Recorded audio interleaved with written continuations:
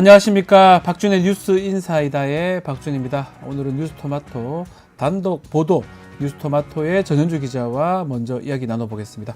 안녕하십니까. 안녕하세요. 자, 어제 오후에 나온 뉴스이긴 합니다. 자, 윤석열 정부의 대표적 친환경 정책 바이바이 뭐 플라스틱이었다고 하는데 이 정책 얘기인데요. 이게 사실상 실체가 없는 정책이다. 이게 단독 보도 내용입니다. 네, 어떤 맞습니다. 내용입니까? 우선 바이바이 플라스틱 많이 들어보셨을 텐데요. 네. 특히나 이 김건희 여사가 순방 때 에코백을 들면서 현 정부의 상징으로 부상하는 등 대표적인 친환경 정책으로 자리매김했습니다. 지난해 6월 바이바이 플라스틱 캠페인을 시작한 환경부는 같은 해 8월 범국민 실천 운동으로 확대를 했는데요. 사실상 김 여사가 전파한 캠페인인 만큼 브랜딩을 김 여사가 했다라고 봐도 무방한 상태입니다. 하지만 출범식에 쓰인 혈세는 총액의 89%에 달했지만 성과는 굉장히 저조한 것으로 나타났는데요. 특히 해당 캠페인 참여자의 70% 이상이 국회의원이나 지자체 공공기관인데다가 나머지마저도 관변 단체인 것으로 드러났습니다. 네. 사실상 범국민 차원으로까지 퍼지지 못했던 거고 실체 없는 정책 사업이라는 비판은 피하기 어려워 보입니다.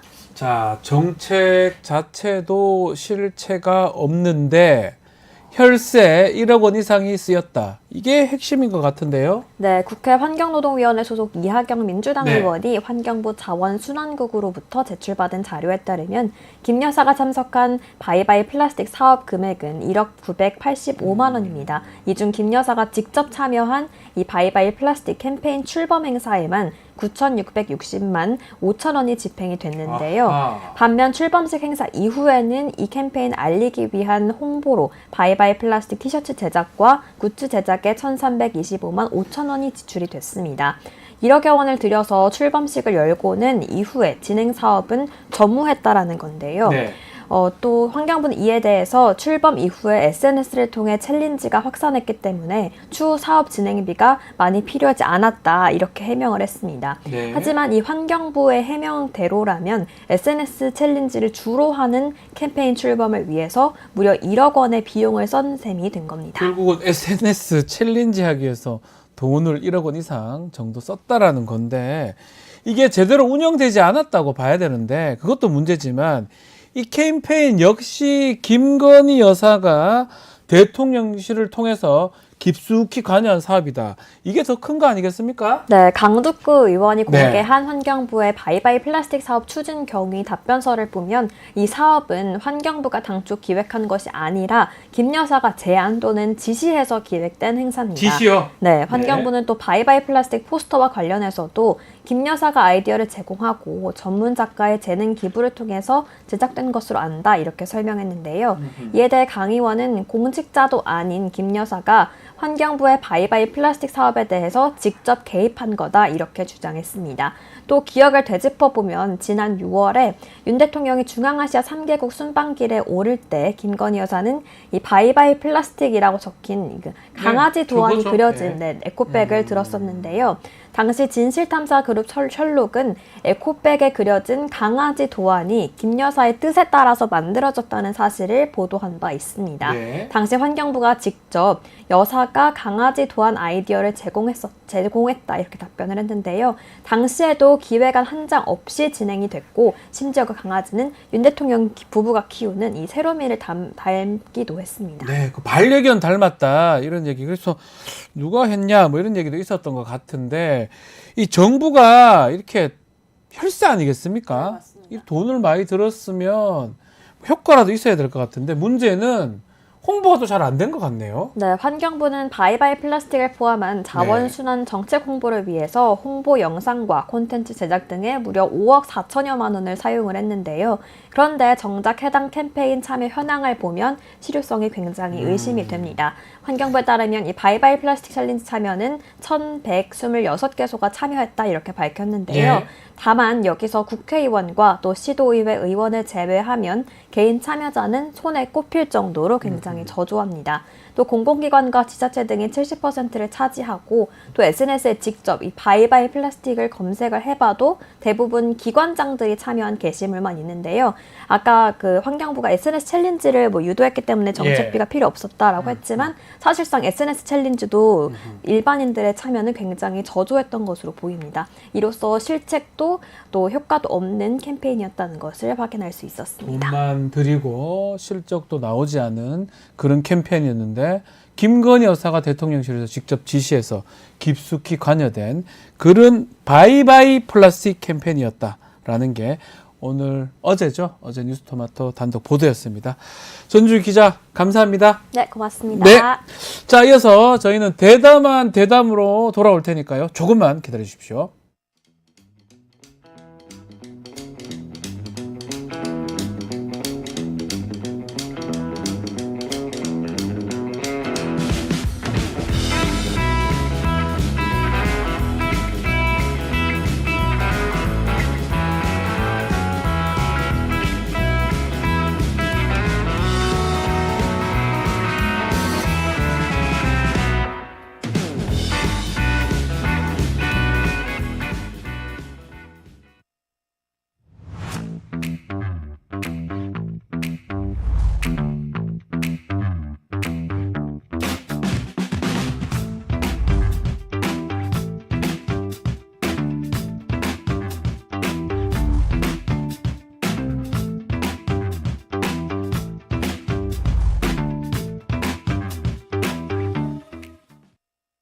뉴스토마토가 어느덧 50만 구독자를 돌파했습니다. 진심으로 감사의 말씀 드립니다. 50만 달성했으니까 곧 70만, 80만, 100만까지 힘차게 나아갈 수 있도록 많은 분들의 응원 부탁드립니다. 10월 19일에는요 뉴스토마토가 구독자 50만 기념 공개 방송을 진행하는데요. 박지훈 변호사와 저 김진애 만날 수 있습니다.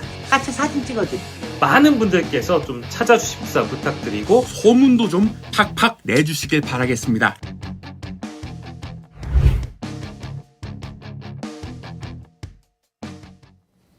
자, 어제부터 국정감사가 시작됐습니다. 22대 국회 첫 국정감사인데요. 이번 국정감사 이른바 김건희 국감이다 이런 별명이 붙을 정도로 김건희 여사가 지금 화두로 떠올랐습니다. 최근 김 여사에 대해서 의혹을 정조준하고 있고 파헤치고 있는 박은정 의원 직접 스튜디오에 모셔서 이야기 한번 나눠보겠습니다. 안녕하십니까 의원님. 안녕하세요. 네. 자, 지금 국감 중인데 이렇게 참석 또 이렇게 네, 국감 오늘 감사합니다. 법무부 국감 네. 예정되어 있습니다. 준비를 많이 하고 계시죠? 네, 열심히 하고 있습니다. 네. 자, 특히 김건희 여사 얘기가 상당히 많이 나오고 있는데요. 이번 국감에 17개 상임인데 17개 상임이 모두 김건희 여사를 다룬다고 하던데 어떻게 보고 계십니까? 김건희 씨가 전방위적으로 지금 문제가 되고 있어요. 네. 뭐 논문, 뭐 주가 조작, 네. 부동산, 뭐 공천, 국토위, 교육위, 법무부 뭐 명품백 다 걸리네요. 다 걸려 있어서 지금 그래서 모든 상임위에서 다룰 수밖에 없게 되어 있습니다. 게다가 또 지금 김건희 특검법에 대해서 국민 여론이 뭐 거의 70%에 육박하고 있잖아요. 이제 국감을 거치면 그 여론이 뭐 점점 더 폭발할 것이다 그렇게 생각하고 있습니다. 그런 상황인데 이거는 뭐 다른 질문이긴 한데 지금 동남아 순방에 가 있습니다. 네. 그 부분은 어떻게 보십니까? 그- 피하는 겁니까? 피하는 것도 있고 예. 그분 자체가 워낙에 뭐 그 자신이 권력이라고 생각하는 것 같아요. 권력을 가지고 있을 때 마음껏 지금 뭐 휘두른다. 아하. 그리고 만천하에 내가 권력이다. 뭐 아랑곳하지 않는다. 그래서 그 지점을 국민들이 더 분노하시는 것 같아요. 자, 의원님도 지금 산업은행이 김건희 여사가 연루된 주가 조작 사건의 중심인 도이치모터스 또 그리고 그 도이치모터스하고 그 히림종합건설이죠. 그 리모델링 사업에 개입했던 이 두 회사한테 산업은행이 대출 특혜를 제공했다. 이런 의혹을 제기를 했었어요. 예, 이번에 이제 국감 예. 저희가 자료를 받아서 조사하면서 네.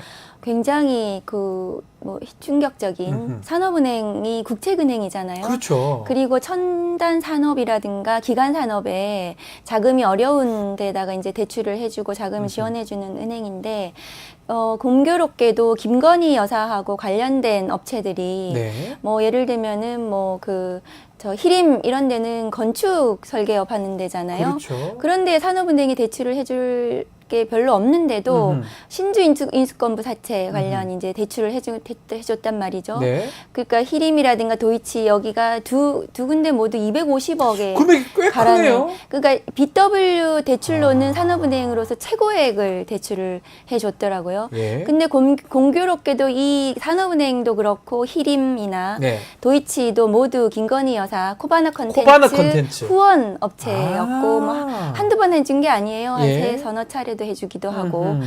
그 도이치모터스는 완전히 뭐 도이치 그 주가 조작 관련해서는 긴밀한 관계 아니겠습니까? 네. 그리고 히림 같은 경우에는 뭐 관저 지금 이번에 설계 용역 그 문제 지금 되고 됐다는 있죠. 거고 예. 또 법무부의 대통령 취임 이후에 117억 원의 또 설계를 또 수주했다는 의혹이 지금 제기되어 네. 있습니다. 그런데다가 산업은행이 2011년도에 이례적으로 대출을 해줬다는 것이 밝혀졌습니다. 그러니까 우리가 아는 도이치모터스 그건 알고 있죠. 지금 주가 조작 사건의 핵심 회사인데 도이치모터스 또 히림 종합건축사무소 이 두 회사가 코바나 콘텐츠하고 관련이 있고 후원을 했기 때문에 인지 몰라도 어쨌든 산업은행에서 아주 거액의 250억 원씩 대출을 했던 게 이 발견이 되고 있고 의원님이 지적했던 부분인데 일단 산업은행은 김건희 누군지 몰랐다 이런 주장을 하더라고요. 어떻게 보십니까? 근데 뭐 실무선에서는 네. 뭐 몰랐다고 할 수는 있겠지만 지금 그 업체들이 김건희 여사와 너무 긴밀하게 연결이 되어 있고 그 후에 이제 후원을 코바나 컨텐츠 했다는 점에서 그다음에 강만수 그때 당시 행장이 네. 그 특혜성 대출 불법 대출로 또 별건이긴 하지만 또 그 처벌을 받았어요. 예. 그런 점에 그리고 이제 이 산업은행의 특혜성 대출들과 관련해 가지고는 그 직후에 또 그 검찰에서 수사를 또 막 대대적으로 또 하기도 했었습니다. 예, 예. 그랬는데 왜 이 김건희 씨하고 관련된 업체들이 이렇게 많은 대출을 받았는지 이건 특검을 통해 가지고 뭐 밝혀져야 된다고 저는 생각합니다. 근데 이렇게 큰 돈이 250억이면 작은 돈이 아니고 이례적으로 큰 돈이 대출이 된 것인데 이게 수사가 전혀 이루어진 바가 없는 네, 겁니까? 없었습니다. 그래서 특검이나 등등이 필요하다고 생각하시는 필요하다고 거군요. 생각을 하고 네. 그 2016년도에 이제 그 검찰 특수단에서 네. 산업은행의 특혜성 대출들을 수사를 할 때 이 부분이 빠졌고 빠졌고 또 2011년도 대출을 해줄 당시에 그 무렵엔 도이치모터스 주가 조작 고혹 시기 아니겠습니까? 예. 그런데 당시에 중수과장이 윤석열 대통령이었어요. 예. 그러니까 중수부라는 데는 뭐냐 하면은 이런 그 대출 비리라든가 이런 부분의 금융 비리에 관련해 가지고는 수사를 해야 되는 부서이잖아요. 예. 그런데 그 중수과장으로 있으면서 이런 부분에 대해서 수사가 진행이 되지 않았고 그리고 지금까지도 이 부분이 규명이 되지 않았죠.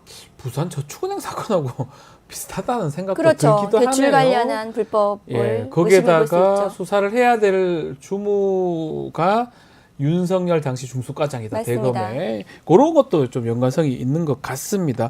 그렇기 때문에 국회에서는 참 할 수 있는 게 수사는 못 하잖아요. 국회에서 이런 문제 제기를 한다면 필요하다면 수사기관이 작동하던가 아니면 특검 만들던가 국회가 할 수 있는 거는 조사건이나 뭐 강제수사건이 없기 때문에 이렇게 문제 제기하고 확인하는 그 정도밖에 안 되는 거잖아요. 뭐 어쩔 수 그렇게 없이. 하고 네. 뭐 또 나아가서 국정조사나 이런 국정조사 것도 할 할 수도 수 있겠죠. 있고. 네. 그리고 이게 특검법에 김건희 여사 특검에 네. 이 부분도 다 저는 들어가야 된다고 생각합니다. 같이 들어간 네, 게 맞다. 그렇습니다. 자, 이것뿐만 아닙니다. 지금 IMS 모빌리티, BW 마찬가지로 대출 특혜 의혹을 또 제기를 하셨는데 의원님께서 이건 보도가 안 된 것 같아요. 이것도 지금 250 클럽, 이거 김건희 250 클럽 이렇게 제가 명칭을 좀 붙여야 될 것 같은데 네, 맞습니다. 같은 패턴인가요, 이것도? 네, 비슷하고 아. 그 IMS 모빌리티는 어제 JTBC에서 네. 단독으로 아하. 권오수 회장이 김건희 후배다 음흠. 하면서 잘 좀 봐줘라 이렇게 했다는 거예요. 예. 도이치모터스 그 음흠. 밑에 하위 직원한테. 그래서 이 IMS 모빌리티 설립자가 공교롭게도 김건희 여사하고 서울대 대학원 또 동기 예. 그 MBA 과정 예. 그 동기이면서 그 최은순 씨 잔고증명서 아하. 위조와 위조해준. 관련된 그 사람입니다. 또 그 사람입니까? 네, 그 사람입니다. 그리고 어. 뭐 사석에서는 김건희 여사한테 뭐 누나라고 아, 누나. 하는 가까운 아. 사이였다고 하죠. 근데 예. 마찬가지로 BW 대출이 산업은행에서 또 이루어졌죠. 음흠. 이 부분도 굉장히 의심스럽죠. 자, 신한저축은행 사건입니다. 그 잔고 증명서 위조에서 네. 실제로 실형도 지금 받고 그 뭐 만기는 하지 않았습니다. 중간에 가석방 됐던 최은순 씨 장모죠. 지금 그 사건인데 이게 지금 금감원이 2012년도에 신한저축은행 고발까지 했는데 이거 다 무혐의 받았었는데 고발 당시가 윤석열 또 중수과장. 윤석열. 그렇죠. 아. 고발 당시가. 그러니까 그 후에 이제 무혐의 처분이 됐습니다. 아하. 그것은. 그런데 그 신한저축은행에 대해서 고발할 당시에는 윤석열 중수과장이었죠. 그러니까 뭐 우연의 일치일 수도 있지만 뭐 그럴 수도 있겠죠, 당연히. 그렇지만 뭔가 의혹이 자꾸 제기가 되고 뭔가 하필이면 그 무렵에 시점에 네, 윤석열이라는 인물이 계속 검사하셨잖아요. 네, 맞습니다. 그게 우연에 계속 그래 될 수가 있습니까? 없습니다. 네. 저도 뭐 법 쪽에 저도 하다 보니까 그 자꾸 우연히 반복되면 이게 필연이다 이렇게 우리 얘기도 하지만 수사는 더더욱 그런 것 같습니다. 밝히려고 애쓰면 더 밝혀줄 수도 있는 게 수사고요. 봐주려고 마음먹으면 더 봐줄 수 있는 게 수사 아니겠습니까? 검찰의 가장 큰 권한이 네. 봐주기죠. 기소 독점, 기소 편이 그렇죠. 아니겠습니까? 네. 기소를 나만 할 수 있지만 또 내 맘대로 할 수도 있는 거예요. 해도 되고 안 해도 되고. 그렇죠. 그러니까 그 위치에 있는 사람이라면 사실은 하더라도 뭐 누가 알 길이 없는 거잖아요. 그렇죠. 봐주기 덮어주면은 더 이상 알 길이 없는 거죠. 지금 좀 정리해 보면 이 굵직굵직한 오늘 뭐 얘기했던 250억 김건희 클럽이라고 하겠습니다. 대출 특혜 클럽. 뭐 지금 보면 히림도 있고 도이치모터스도 있고 IMS 모빌리티 등등이 있는데 여기에 사건이 항상 문제가 됐었는데 이럴 때마다 윤석열 당시 중수부 아니면 특수부의 검사가 이제 이것을 담당했고 사건은 그래서 끝나버렸다 이렇게 정리하면 되는 겁니까? 그 고발 당시라든가 뭐 네. 수사를 해야 되는데도 그 직책에 있었음에도 안 한 부분이라든가 뭐 이런 부분들이 의심스러운 거죠. 네, 이것도 국감에서 좀 문제 제기 또 하십니까? 네, 오늘 문제 오늘 제기 얘기하는 할 거예요. 이 겁니다. 내용을 네. 미리 조금 얘기를 한 거네요. 네, 저희가 보도 자료를 냈고 예. 그 당시 그 상황에 대해서 또 관계자들한테 물어보겠습니다. 요거 증인들하고 참고인들도 나와야 되는데 사실은 제일 중요한 사람은 어쩌면 김건희 여사 아니겠습니까? 네, 뭐 맞습니다. 본인도 나오지 않을 것 같고 나온다면 당시에 대출을 했던 그런 관계자들이 나와서 진술을 하는 겁니까? 그 김건희 씨한테 물어봐야 되겠죠. 제일 중요한 건 제일 물어보고 중요하겠죠. 왜 이런 일이 자꾸 일어났냐라고 네. 돈이 이만큼 큰 돈이 왜 일어나고 그 사람 어떤 관계냐 이런 질문이 들어가야 되는 거 아닙니까? 그 반드시 와야 되는데 지난번 김건희 특검법 뭐 청문회 때도 출석을 하지 않고 네. 지금 뭐 해외 순방에 동행했다는 거잖아요. 네. 이런 거에 지금 피하기 위해서 나간 거라고도 생각이 듭니다. 5박 6일이면 특검이 진짜 쭉 진행되거든요. 네. 10월 10일 날도 중요한 날이고 이번 주 내도록 제 생각에는 특검 첫 주이긴 하지만 많은 우리 법사위 비롯해서 특히 많이 질문들이 오갈 건데 이게 무섭고 이게 싫어서 그냥 피하려고 동남아 간 거 아니냐 이런 의심이 들어요. 그렇죠. 김건희 씨의 그동안 이제 쭉 이력을 보면은 굉장히 이런 거에 대해서 나는 피해갈 수 있다. 그렇게 해서 계속 성공한 그런 삶이었다고 생각을 합니다. 그래서 약간 제가 그래서 헌법상 이제 특수계급이라고 네. 이렇게 명명하기도 했는데요. 네. 그런 경험 속에서 이제 지금 권력을 휘두르는데 그것이 이제 뭐 얼마 남지 않았다고 저는 생각해요. 자, 또 다른 이야기도 좀 해보겠습니다. 자, 박은정 의원님께서 명태균 씨 그 실소유 의혹이 제기됐던 미래한국연구소 관련된 얘기도 좀 하셨는데요. 이 불법적으로 여론조사를 했다. 그래서 처벌받은 전력이 있다. 이런 얘기를 하셨어요. 네, 저희가 이제 이 뉴스토마토에서 보도한 이후에 저희가 단독으로 보도를 하고 그렇죠. 예. 그리고 나서 이제 미래한국연구소에 대해서 좀 자료를 요구하고 확인을 해봤습니다. 네. 그 당시에 그 뭔가 좀 이게 불법성이 있는 데가 아닌가 여론조사를 했다는데 네. 미신고하고 이런 부분들에 대해서 미등록 업체이거든요. 등록하지 않았고 여론조사 했을 때 신고를 하지 않고 본인들만 갖고 있었어요. 그렇죠. 그것도 그러니까 좀 미등록 신기해요. 업체가 여론조사를 할 수는 있는데 해도 되죠. 신고해야 합니다. 해도 되죠. 신고해야 네. 되는데 이게 불법 DB를 가지고 있고 표변 대표성이 별로 그렇죠. 확보 안 됐다고 하는 그렇죠. 것도. 예. 그래서 확인해 봤더니 처벌도 받았더라고요. 아, 처벌 전력. 네 번에 걸쳐서 예. 처벌도 받고 과태료 처분도 받고 그래서 이 불법성이 굉장히 짙은 단체, 짙은 그 기관이다 이렇게 저희는 봤고 네. 그런 곳에서 지금 명태균이라는 사람이 연루가 돼서 윤석열 대통령한테 뭐 여론조사를 해줬다는 거 아닙니까? 네. 그러면 이거는 당시에 윤석열 대통령 후보 대선 당시의 여론조사가 과연 공정하고 제대로 했겠는가 이런 의심까지 가는 거죠.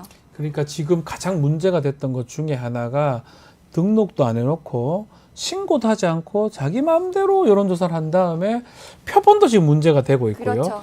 그런 등등의 여러 문제가 되는 그런 여론조사 자료를 갖고 윤석열 당시 검찰총장 뭐 후보 하려고 했던 그 시점이긴 한 대통령 선거할 때 그때 제공을 하고 돈을 받지 않았다. 이것도 문제되는 거 아닙니까? 무상으로 그렇게 했다면 정치자금법상 약간 기부행위 같은 거 되지 기부행위고 않습니까? 거기에 적법하게 기부행위가 아닌 거죠. 네. 신고해야 그러면 되는데. 정치자금 부정수수죄에 해당합니다. 그리고 이 여론조사 비용은 당연히 선거 비용에 포함이 돼야 돼요. 예. 그런데 지금 MBC에서 이 여론조사 비용이 대선 비용에 회계보고서에 들어갔는가를 확인했더니 없다는 네. 거예요. 아하. 그러면 이건 무상으로 했다는 거 그렇게 되는 아니겠습니까? 거죠. 그럼 정치자금 부정수수죄에 해당할 수 있습니다. 예. 그것은 회계 책임자가 선거 비용으로 지금 이거를 계산 안 했기 때문에 네. 벌금 300만 원 이상이면은 당선 무효형에 해당을 합니다. 아, 이게 지금 MBC 단독도 그렇고 이걸 합쳐 보면 결국은 여론조사는 한 것 같은데, 그리고 네. 보고를 받은 것 같은데. 그 돈이 명태균 없는. 씨 예. 그 녹음 파일에 보면은 윤석열이가 뭐 어쩌고 예, 저쩌고 보고하러 가야 된다. 보고하러 가야 된다고 하고 예. 달라고 하네. 하네. 이런 얘기가 계속 나오고 있잖아요. 그러면은 이것을 달라고 해서 그러면 시켜서 네. 보고했다는 것이 당연히 추정이 되죠. 더 충격적인 거는 이른바 이씨 강혜경 씨입니다. 본인 실명 공개했으니까요. 그 대가를 얘기를 합니다. 네. 지금 미래한국소에서 연구소에서 여론조사한 다음에 이렇게 보고해준 그 대가로 창원 의창에 당시 김영선 의원 공천을 받은 거다. 대가로 공천받은 거다. 이 얘기를 하더라고요. 어떻게 봐야 됩니까? 저는 그 강혜경 씨 진술이 굉장히 자연스럽더라고요. 아, 그리고 그 논리적이고 예. 그래서 만일에 공천형 헌금으로 그러니까 돈을 받으러 갔는데 뭔가 그 돈은 못 받고 대가로 공천된 거라고 네. 지금 본인이 생각하는 거잖아요.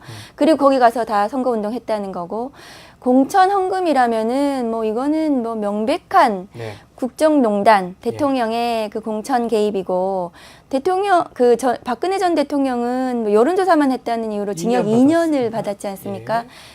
공직선거법 위반이고 이것은 뭐 탄핵 사유라고 볼 수 있겠죠. 특활비로 선거 여론조사 했다는 걸로 사실은 박근혜 전 대통령 그거 2년 수사한 사람 받았었어요. 윤석열 대통령이에요. 본인이 했기 네. 때문에 저 궁금한 게 질문도 좀 나와 있는데 이렇게 당선 무효형이라면 지금도 조사가 가능하냐고 질문이 나오는데 수사는 가능하죠. 수사는 가능하다. 수사는 당연히 가능하고 박근혜 대통령 국정농단 당시에도 네.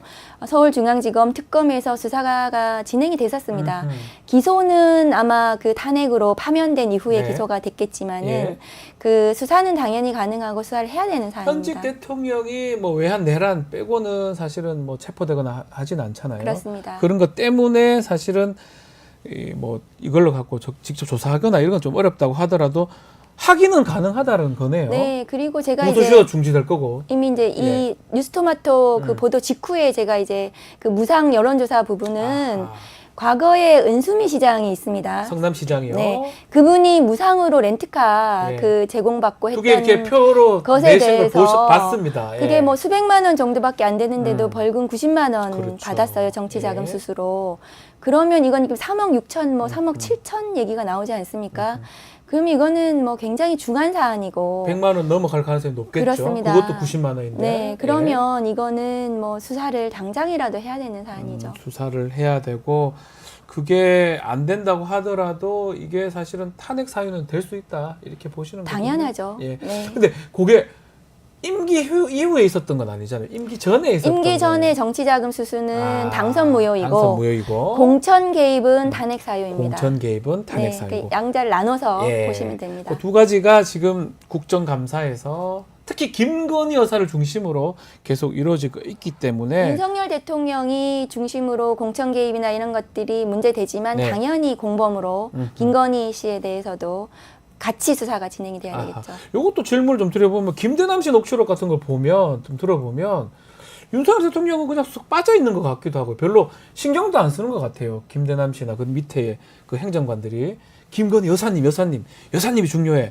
이런 부분 봤을 때는 공천이나 이런 부분이 김건희 여사 목소리가 더 큰 거 아니냐 이런 세간의 의혹들도 있는 것 같아요. 네, 그래서 지금까지 쭉 돌아보면은 김건희 여사가 권력에서 우위인 것 같습니다. 아, 우위다. 네, 그래서 모든 권력 관련해서 뭐 청탁이나 이런 것들이 김건희 여사를 통해서 이루어지지 않았나 하는 의심스러운 녹취가 지금 충격적으로 나왔고, 네. 공천과 관련해서도 지금 공관위원 중에 한 사람을 통해 가지고 김건희 여사가 이것을 좌지우지했다는 그 녹취가 나온 거 아니겠습니까? 예. 그러면은 지금 뭐 그 말씀하신 대로 김건희 여사가 주도적으로 하면서 다만 이제 대통령이 공무원 공직자로서 거기에 같이 이렇게 지시하고 뭐 이랬던 관계가 아니었는가 하는 의심이 되죠. 자, 이제 앞으로 국정감사 이제 시작입니다. 11월 2일까지죠. 한 달간 쫙 진행이 될 건데 국정감사 각오라든지 마지막으로 이 질문 좀 드려도 될지 모르는데 김건희 여사를 향해서 하고 싶은 말씀 있으면 한 말씀 부탁드리겠습니다. 네, 그 김건희 여사와 국민들 네. 간의 불행한 지점은 국민들을 한 70% 이상 너무 많은 국민들이 김건희 여사의 저런 행태에 대해서 반감을 가지고 있는데도 네. 불구하고 김건희 여사가 계속해서 국민들 앞에 지금 나오는 거, 이 지점이 불행한 지점인 것 같고 양자 간의 지금 비극적 지점은 지단 것 같습니다. 네. 그래서 이번 국정감사를 통해서 김건희와 관련된 이 국정농단을 낱낱이 지금 어쨌든 그 국민들께 설명을 드리고 보여드리고 그래서 국민들께 판단을 맡겨야 된다고 저는 생각을 해요. 네. 그래서 이것을 과연 이제 대통령직을 계속 수행하게 하겠는가 이런 것을 결정하는 시점이 국정감사를 이번 통해서 국정감사다. 이번 국정감사를 통해서 임계점에 이르렀다고 저는 생각을 하고 그렇게 되지 불행한 사태를 방지하려면 용산이 어쨌든 책임을 져야 된다고 생각하거든요. 이것에 대해서. 그런데 지금 아무런 말이 없는 거잖아요. 지금 네. 명태균 씨 관련해서도 답이 좀 없습니까? 약간 없어요. 네. 지금 회피하는 듯하고 그래서 저는 좀 기대하기 어렵다. 그러면 이번 국감을 통해서 어쨌든 이 판단을 지금 국민들께 맡겨야 된다. 네. 그리고 이 국감 올해가 지나기 전에 어쨌든 결정을 내려야 된다고 저는 생각을 합니다. 저도 열심히 하겠습니다. 네, 지금 우리 김말룡님, 박은정 의원님 목소리가 최고다. 이게 조용조용한데 강한 느낌이 든다. 막 이렇게 그래서 좀 국감에서 많이 응원한다라는 댓글들이 감사합니다. 많습니다. 여리여리하지만 강한 목소리. 박은정 의원님 최고다라는 댓글이 있습니다.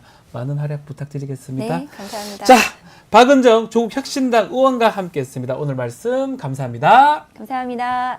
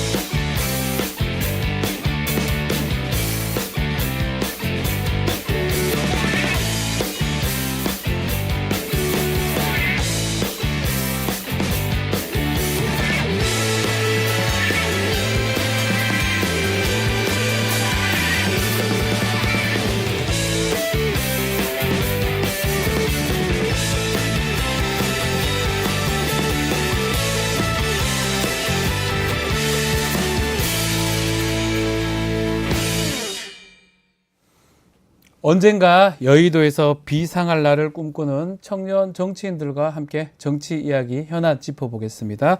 의사당 1번 출구 오늘도 황희두 노무현재단 이사 신은규 변호사 두 분 나오셨습니다. 안녕하십니까? 안녕하세요. 자, 오늘은 뉴스토마토 단독 어제 나온 단독 보도로 먼저 의사당 1번 출구 시작을 해보겠습니다. 자, 윤석열 정부의 대표적 친환경 정책 기억하실 겁니다. 바이바이 플라스틱 출범식 1억 원 가량의 혈세가 투입이 됐다고 하는데 문제는 이 정책이 실체가 없는 사업이다. 그리고 더 중요한 거는 김건희 여사가 깊숙이 관여가 되어 있다라는 게 이번 단독의 핵심입니다. 자, 신은규 변호사님 어떻게 보셨습니까?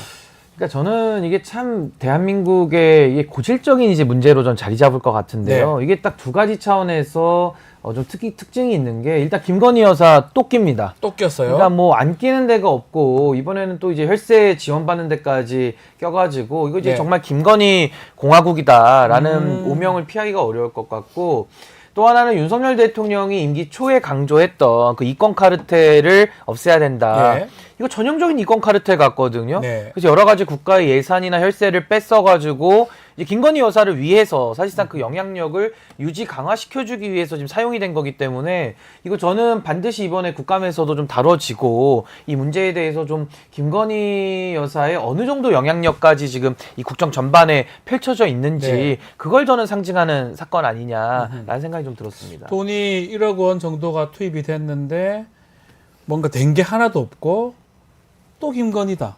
이게 문제라는 거거든요. 맞습니다. 말씀에 저도 전적으로 공감하고 특히 이제 요즘 어떤 의심들을 하게 되냐면 주가 조작 관련해서도 지금 여러 얘기가 나오는데 그렇죠. 특히 뭐 히림이라든지 뭐 21g이라든지 뭐 관련한 업체가 또 지금 막 이익을 많이 보고 있잖아요. 맞습니다. 그래서 이것도 혹시 뭐 그런 거랑 연결된 거 아니냐 아하. 이런 생각도 들고 그리고 하나 또 덧붙이자면 윤석열 대통령한테 그러니까 저 바이바이 플라스틱 좋습니다. 좋은데 그런 얘기를 할 거면 지금 윤석열 정부에 특히 그 본인 옆에 있는 대통령한테 좀 얘기를 해서 네. 재생에너지 그 발전 비율을 2030년까지 30%로 잡아놓은 걸 20%로 줄이고 네. 원전 비율을 20에서 30으로 늘리고 있거든요. 예. 그러니까 그런 시대에 역행하는 거에 대해서 좀 얘기를 해야지 저렇게 자기 얼굴 알리고 막 언플하고 이러고 있으면 이게 앞뒤가 하나도 안 맞잖아요. 네. 그러니까 그런 문제부터 좀 지적을 하고 하든가 말든가 했으면 좋겠습니다. 취지는 뭐 좋습니다. 뭐 재생, 신재생 뭐 이런 거니까요. 근데 추후 진행 사업이 없습니다. 아예 없습니다. 일회성으로 끝났어요. 아예 뒤에 한 게 하나도 없습니다. 일회성으로 국민 세금을 투입하고 이런 것들을 하는 이유. 그래서 뭐 찍고 사진 한번 찍은 게 다 한 것 같아요. 그러니까 어떻게 보면 이제 1억 원짜리 뭐 화보 아니냐. 보여주기식에. 보여주기식. 예. 그래서 저는 지금 이게 참 심각한 게 지금 대한민국 경제가 어렵고 네. 뭐 세수도 부족하다 뭐 매번 그 얘기 나오고 윤석열 대통령이 이제는 좀 그만 얘기했으면 좋겠는 게 네. 건전재정 얘기 매일 하면서 건전하지가 않잖아요 지금 전반적으로. 지금 봐도 안 그렇잖아요. 불건전합니다 진짜. 예. 그래서 이런 식의 그 일회성 행사에다가 저는 실체가 모호한 네. 일들의 예산을 쏟아붓는 것도 참 문제고요. 네. 하여튼 김건희 여사 관련된 얘기에는 국민들이 정말 화가 날 수밖에 없는 이런 상황인데 최근에도 뭐 KTV 뭐 공연 보고 할 때 네. 8,600만 원짜리 혼자. 또 혼자서 봤다는 거 아닙니까? 그러니까 저는 참 이 국정 운영에 이제는 뭐 악영향을 미친다라는 표현도 이제는 너무 모자랄 정도로 아하. 이제는 김건희로 시작해서 김건희로 망하는 그 정권에 몰락하는 현장을 보고 있는 거 아닌가라는 생각이 좀 듭니다. 아니, 그러니까 지금 실제로 예. 심각한 게 뭐 한은에서 심각한 게, 예. 뭐 150조 정도 이제 빌려 썼다는 예. 얘기 나오고 있고 예. 그다음에 막 외평 그 기금이라든지 그게 원래 환율 방어용이잖아요. 그렇죠. 그거 이제 작년에 끌어다 써서 논란됐고 예. 오늘 그 어젠가 기사 보니까 공자기금, 공공자금관리기금도 그거 원래 그렇게 건드리면 안 되는 건데 그거 막 지금 220조인가 막 네. 그 지금 빌려 썼다 그러고 그럼 거기에 들어가는 막대한 이자 이게 이런 무슨 거 어떻게 할 거냐? 건전 재정입니까? 맞습니다. 막 쓰고 있는데 그냥 막 끌어다 쓰고 예. 그러면서 지금 겉으로는 건전재정 얘기하니까 좀 앞뒤가 하나도 안 맞는 상황입니다. 자, 김건희 여사 얘기 나왔으니까 요 얘기도 좀 짚어보겠습니다. 명태균 씨 얘기입니다. 명태균 씨가 저희가 김건희 여사 공천 개입 의혹 계속 얘기를 하니까 최근 언론 인터뷰를 많이 하고 있어요. 아, 근데 좀 계속 보면 내가 지금 하면 너희들 큰일 난다. 용산에 좀 경고하는 메시지를 계속 내고 있거든요. 이거 어떻게 봐야 됩니까? 이게 허세입니까? 진짜입니까? 가짜입니까? 근데 이제 이게 저는 보수 세력이 이제 드디어 망조가 들었다라는 생각이 좀 드는데 저는 이번에 이 공천 개입 사건이요 앞으로 계속 진행되면서 실체가 밝혀질 걸로 보는데 네.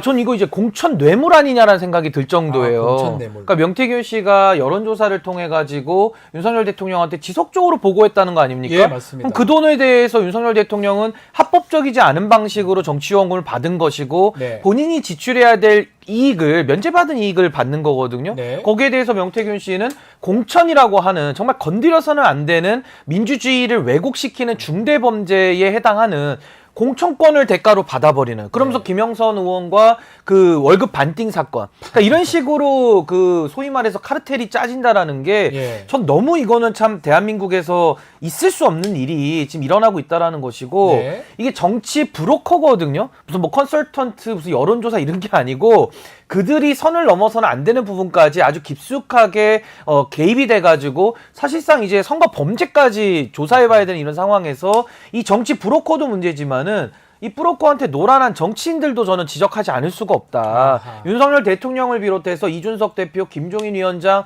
오세훈 시장, 박완수 지사 이름이 다 나오고 있거든요. 다 나옵니다. 예. 홍준표 시장도 이름 나오는데 반박도 못하고 있어요. 지금 유일하게 반박하시는 분은 유승민 전 대표밖에 없습니다. 네. 그러니까 연관성이 없는 사람만 이거에 대해서 목소리를 자신 있게 낼 수밖에 없는 건데 근데 저는 이쯤 되면 제가 이번에 책을 한 권 쓰거든요. 예. 책 제목이 보수의 종말입니다. 보수의 종말. 예. 보수의 종말. 예. 그녀를 위한 그녀에 의한 그의 정치라는 제가 아하. 책을 썼는데 부제가 그녀를 위한 그녀에 의한 그의 정치. 정치. 그의 정치. 네. 와, 그래서 저는 이게 그냥 제목이 화끈한데요. 예, 보수의 종말을 제가 책을 이거 예견하고 쓴 건 아니지만 네. 어쨌든 지금 그 책 쓴 내용대로 좀 가고 있는 거 아닌가. 상황이. 좀 그렇게 보여집니다. 사실 상당히 우리 지금 보수의 종말이라는 책을 썼는데 그거랑 현실이 같이 가고 있는 것 같아서 씁쓸하기도 합니다. 지금 보니까 명태균 씨가 상당히 행보가 많습니다. 본인 얘기에 따르면 대통령 부부한테 언급이 됐으니까요. 최재형 전 의원을 국무총리로 임명할 것이다 해라고 건의했다. 이런 주장도 있고요. 또 수시로 서초동 자택에 방문했다는 발언도 있습니다. 이사님, 네. 어떻게 봐야 됩니까? 이거 참. 방금 보수의 종말 말씀 주셨는데 네. 실제로 보면은 이제 상권 분립 중에 그 우리가 행정부, 입법부, 사법부 중에 사법부 일단 제외하고 네. 아직 드러난 게 없으니까. 근데 행정부, 국가 시스템 자체를 지금 대놓고 조롱을 하고 있는 거거든요. 네. 마찬가지로 또 입법부, 국회 그 정치 자체도 얼마나 우습게 알면 여기저기 다니면서 지금 저렇게 뭐 일부 허세도 보이고 네. 그리고 또 사실 지금 대통령실 향해서 하는 얘기들 보면 결국엔 자기 나 건들면 가만 안 둔다.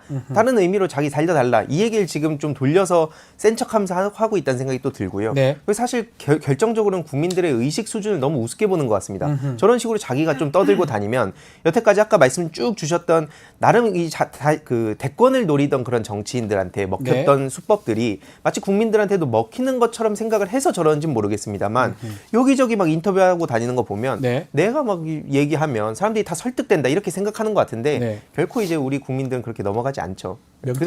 아니 근데 저는 과거에 우리가 검사스럽다 이런 얘기도 있었잖아요. 신조어입니다. 네, 검사스럽다. 저는 지금도 뭐 최재형 의원을 뭐 총리로 건의했다 이러는데 이제 명태균 씨가 건의한 거 아닌가.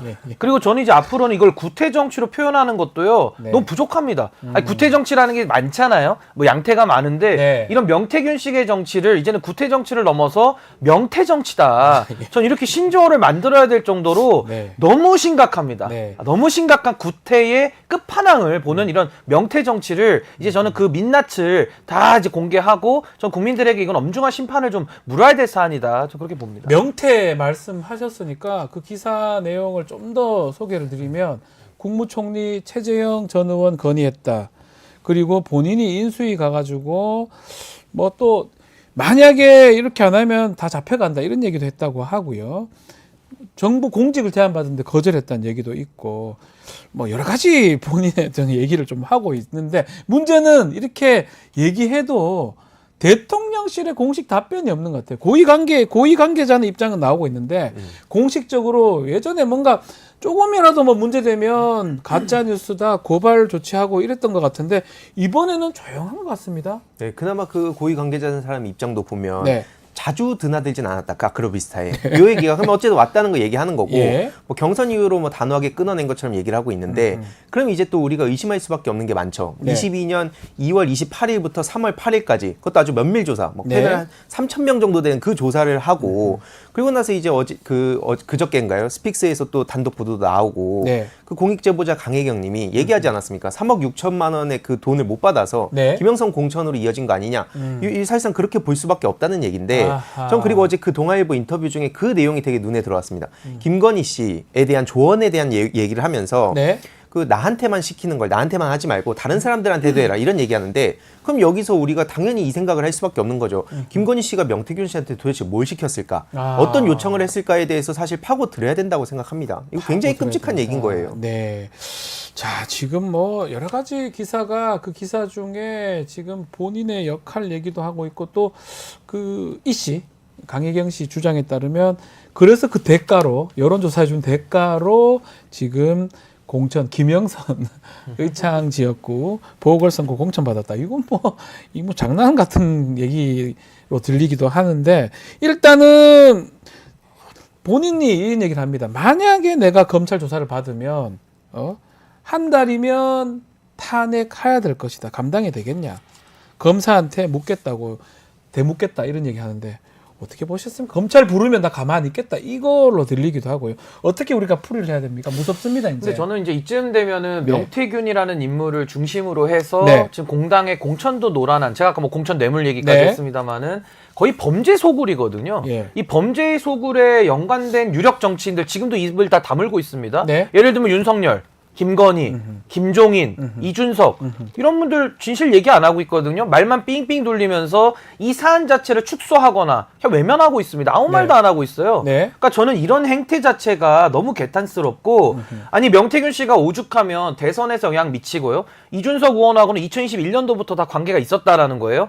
근데 이준석 의원은 이 사안에 대해서 마치 모른다는 듯이 마치 새로운 드라마를 보는 것처럼 아주 신선하게 얘기를 했거든요. 네. 그러니까 이런 부분들이 국민 앞에 솔직하지 못한 거고 결국 명태균 씨가 지금 가장 핵심적인 건 2022년도 5월달 공천에 개입을 했다. 그렇죠. 이건 결과값이 나왔기 때문에 너무나도 명확한 겁니다. 근데 여기에 대해서 명태균 씨가 국회의원의 세비에까지 손을 대가지고 급여도 반띵을 쳤거든요. 너무 우리가 보도들이 명확하게 나오고 반띵 치자는 얘기가 나오잖아요. 아니, 실제로 쳤어요. 쳤잖아, 반띵을. 또. 그러니까 10원 한 장짜리. 그러니까 저는 공천 뇌물도 범죄지만 그 이후에 벌어졌던 월급에 손을 대고 했던 모든 금전적인 부분이 다 범죄입니다. 네. 그래서 이건 정치 브로커가 범죄를 저지른 일인데 거기에 연관된 정치인들까지도 이 집 진실 밝히는데 협조를 안 하고 있어요. 결국에는 수사로 들어갈 수밖에 없는데 지금 명태균 씨가 얼마나 지금 어처구니 없게 당당하냐면은 검사한테도 이거 하야 탄핵 감당할 수 있겠냐고 이렇게 협박을 할 정도로 지금 범죄를 많이 저질렀다라는 자백이거든요.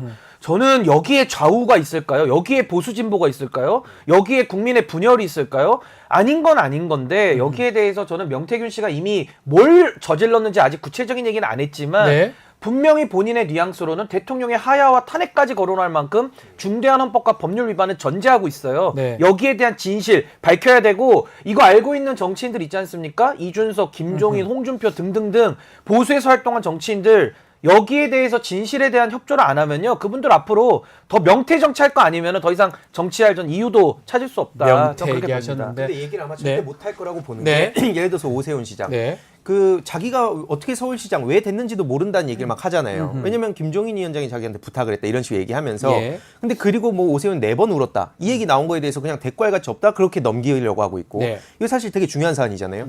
그리고 홍준표 시장 같은 경우에도 하루에 4-5번씩 통화를 했다는 겁니다. 근데 그러다가 관계가 왜 끊겼냐? 김건희 씨 공격 좀 하지 말라 했더니 끊겼다는 거예요. 네. 그러면서 김건희 씨 신임을 얻었다고 얘기합니다. 그럼 요거에 대해서 당연히 대통령실이랑 홍준표 시장 얘기해야 되는데 말씀하셨듯이 한동훈 때리기만 하고 있거든요. 네. 그렇지 이준석 대표 같은 경우도 여태까지 보여준 모습이 뭡니까?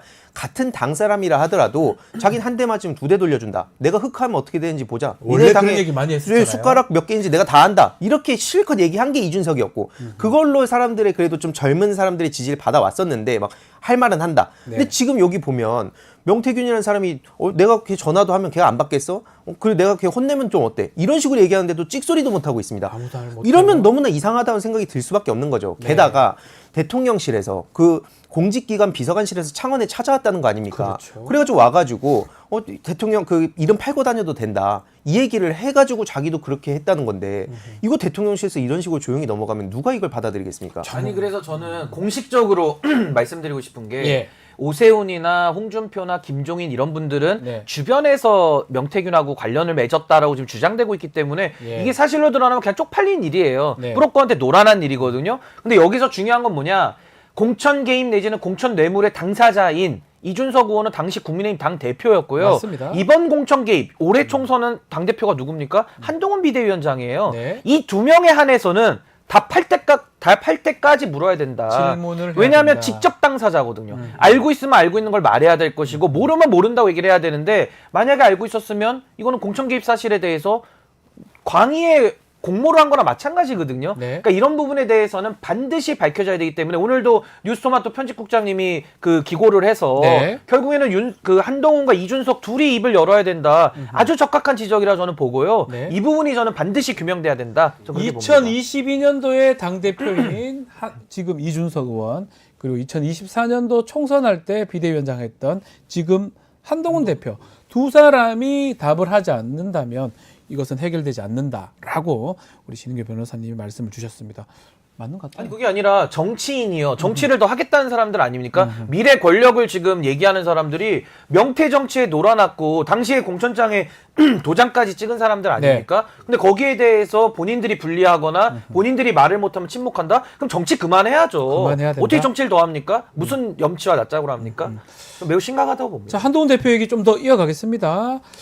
이 가운데 일단 뭐 밥 먹으러 갔어요. 친한계하고 만찬을 하고 원외 당협위원장도 하고 만나고 했던데 글쎄요. 이렇게 만나는 것 또 일각에서는 이게 만남했던 사람 말고도 한동훈 계들이 좀 더 있을 것이다. 이렇게 관측도 있는 것 같은데 지금 한동훈 대표의 행보는 어떻게 보십니까? 그러니까 계속 말씀드리지만 진작부터 이 국민 눈높이 본인의 말대로 지키면서 행동을 해왔다면 네. 사실 이렇게까지 그 국정 혼란도 오지 않았을 텐데 이제 와가지고 또 저렇게 간을 보다가 네. 어느 정도 좀 방어도 불가능하다 생각하고 또 주위에 그 여당 의원들도 압박도 많이 하지 않았겠습니까? 네. 살려달라고. 그러니까 살려달라고. 그런 여러 가지 의미로 지금 이제 기회를 보는 것 같은데 뭐 솔직히 말해서 뭐 사실 이걸 풀어갈 수 있는 거 한동훈밖에 없는 상황은 맞았습니다. 근데 여태까지 그렇게 간보고 지금도 보면 막 어깨에 막 뭐 넣고 다니고 자꾸 자기 외적인 거에만 신경 쓰고 있는데 그런 거 신경 쓸 때가 아니다. 결국에는 요 친한계로 분류되는 박정원 의원이 최근에 뭐 이런 얘기를 했던데 개혁신당 3명하고 그 뭐 중도 의원 한 2명 정도가 이탈한 거다. 뭐 친한계 그 내표 이탈 아니다. 예. 이런 식으로 얘기를 하면서 친윤계 의원도 한 30명 정도밖에 안 된다. 뭐 이런 식으로 계속 얘기하고 있거든요. 그래서 앞으로 굉장히 좀 주목해서 볼 필요가 있어 보입니다. 아니 근데 이건 더하기 빼기가 안 되는 거 아닙니까? 아니 전원이 참석해서 익명으로 표결을 했는데 108에서 104를 빼면 4명이 네 명이 이탈한 거 나왔죠. 아니에요? 예. 근데 무슨 또 개혁신당 얘기를 하는지 그 박정훈 의원이 뭐 좀 수학에 문제가 있는 것 같고 예. 저는 한동훈 대표는 전형적인 지금 바이바이 플라스틱 정치를 하고 있는 겁니다. 예, 바이바이 보여주기 플라스틱이요? 정치 아닙니까? 아. 보여주기식의 정치에 머물러 있는 거고 예. 이쯤 되면은 한동훈의 정치가 뭔지를 이제 국민들이 다 알아버렸어요. 비겁함, 그리고 뻔뻔함, 그리고 선택적으로 본인에게 유리한 것만 하겠다라는 좀 이기적인 정치. 그런 게 무슨 집권 여당이 도움이 되겠습니까? 네. 그래서 저는 한동훈 대표의 임기가 저는 뭐 그렇게 오래 남지 않았다. 저 그렇게 봅니다. 자, 그렇다면 한동훈 대표의 이제 움직임 가장 이제 눈여겨봐야 될 부분이 이른바 우리 이 특검법들 김건희 특검법, 최상민 특검법, 민주당이 아마 재추진할 것 같은데 다시 대통령 또 거부권 행사해가지고 국회 돌아왔을 때 어떻게 표결에 영향을 미칠 수 있을지 지금 104지만요. 그 부분이 아마 주목되는 부분 아니겠습니까? 아마 그걸 두고 지금 자기들끼리 머리 싸움을 막 벌이고 이게 국민을 위해서 저러는 게 아니라 자기들끼리 이해관계에 맞춰서 머리를 자기들끼리. 움직이는 거기 때문에 예. 사실 그 자체도 저 같은 사람들 입장에서는 당연히 비판적으로 볼 수밖에 없는데요. 근데 아마 지금 저런 식으로 계속 김건희 씨 특히 이제 국감 시즌 본격적으로 예. 들어갔잖아요. 그래서 지금 막 방어를 할 수 없는 지경까지 가서 친윤계나 대통령실도 겉으로는 허세 부리고 별거 아니라고 하고 있지만 실상으로는 굉장히 그 멘붕에 빠졌다는 거 아닙니까? 네. 그래서 아마 이거는 뭐 시간의 문제다. 결국 저들은 버틸 수가 없을 거다. 요 생각이 있고요. 그러니까 지금 이제 막 슬슬 간본산 막 평론가들도 국힘 측 패널들도 방송 나와서 김건희 씨에 대한 공격을 슬슬 시작했거든요. 합니까 이제? 네, 그래서 이런 걸 봤을 때 뭐 언제 어느 시점에 정확히 통과될지 모르지만 조만간 이제 그 무너질 수밖에 없다 생각합니다. 한동훈 대표가 앞으로는 딱 이끌고 가서 친윤계하고 좀 이렇게 좀 대립하는 모습도 보일까요? 특히 표결에서 나를 따르라 이런 거 할 수 있을까요? 뭐 별로 멋있지도 않고 이제 관심도 없는데 아니 저는 이렇게 봅니다. 결국 한동훈 대표가 얘기했던 민심, 국민 눈높이 그게 김건희 여사의 범죄 혐의를 덮어주는 건 아닐 거거든요. 계속 그렇게 나가면 윤석열 대통령하고 지금도 지지율이 하락 동조화로 커플링돼서 떨어지고 있잖아요. 계속 그렇게 되는 겁니다. 본인의 말과도 다르지만 민심을 쫓지 않는 지금의 여당의 당대표? 그럼 윤석열 대통령 순장조 되는 거예요. 그럼 결국에는 김건희 씨의 지금 범죄 혐의가 얼마나 큽니까? 이채 양명주, 거기다가 공천 개입, 공천 뇌물까지 지금 나오고 있거든요. 근데 그거를 특검법을 저지하기 위해서 자당의 의원들을 우리 부결시키자 이걸 선동하고 다닌다? 뭐더러 정치합니까? 그러니까 전 한동훈 대표가 정치를 더 하겠다라는 그 기반 그 자체가 지금 허물어지고 있기 때문에 여기서도 또 반복하지만 보수의 종말로 갈 수밖에 없다. 근데 그것이 바로 정치 검찰이 권력을 획득해서 검찰 정치를 한 건데 그 검찰 정치의 주인공 한동훈이 쓸쓸히 퇴장하는 거예요. 저는 그래서 이번 겨울은 한동훈 대표에게 매우 더 추울 것이다. 저는 그렇게 생각합니다. 그게 있는 이유가 지금 국감하고도 연결이 있는 것 같습니다. 이제 이번 주부터 국감이 시작됐고 국감은 11월 2일까지 되는데 국감에서 또 어떤 얘기들이 나올지 어떤 게 또 쟁점이 될지 우리가 좀 지켜봐야 될 것 같은데 자 국감에서 민주당은 김건희 여사 얘기를 하고요. 국민의힘은 이재명 대표 사법 리스크 얘기를 하는데 또 곳곳에서 거의 상임위에서 충돌하는 모양새입니다. 어떻게 보고 계십니까? 국감 상황. 뭐 늘상 그 국힘이 계속 해왔던 얘기이기 때문에 이거는 이미 사람들 사이에서도 지금 집권 여당이 어디냐 이런 얘기가 나올 수밖에 없는 거고요. 아까 뭐 한동훈 대표 얘기도 계속했지만 지금 이 지경까지 왔는데도 불구하고 뭐라 그러냐면 뭐 나라와 당을 위한 선택을 할 거다. 나를 좀 믿고 봐달라. 이런 되게 뜬구름 잡는 소리를 하고 있습니다. 아니 국민 눈높이 얘기를 하면서 김건희 특검은 반대하고 최근에도 그러고 있는데 본인이 무슨 리더십으로 이걸 이끌어가겠다는 건지도 모르겠고요.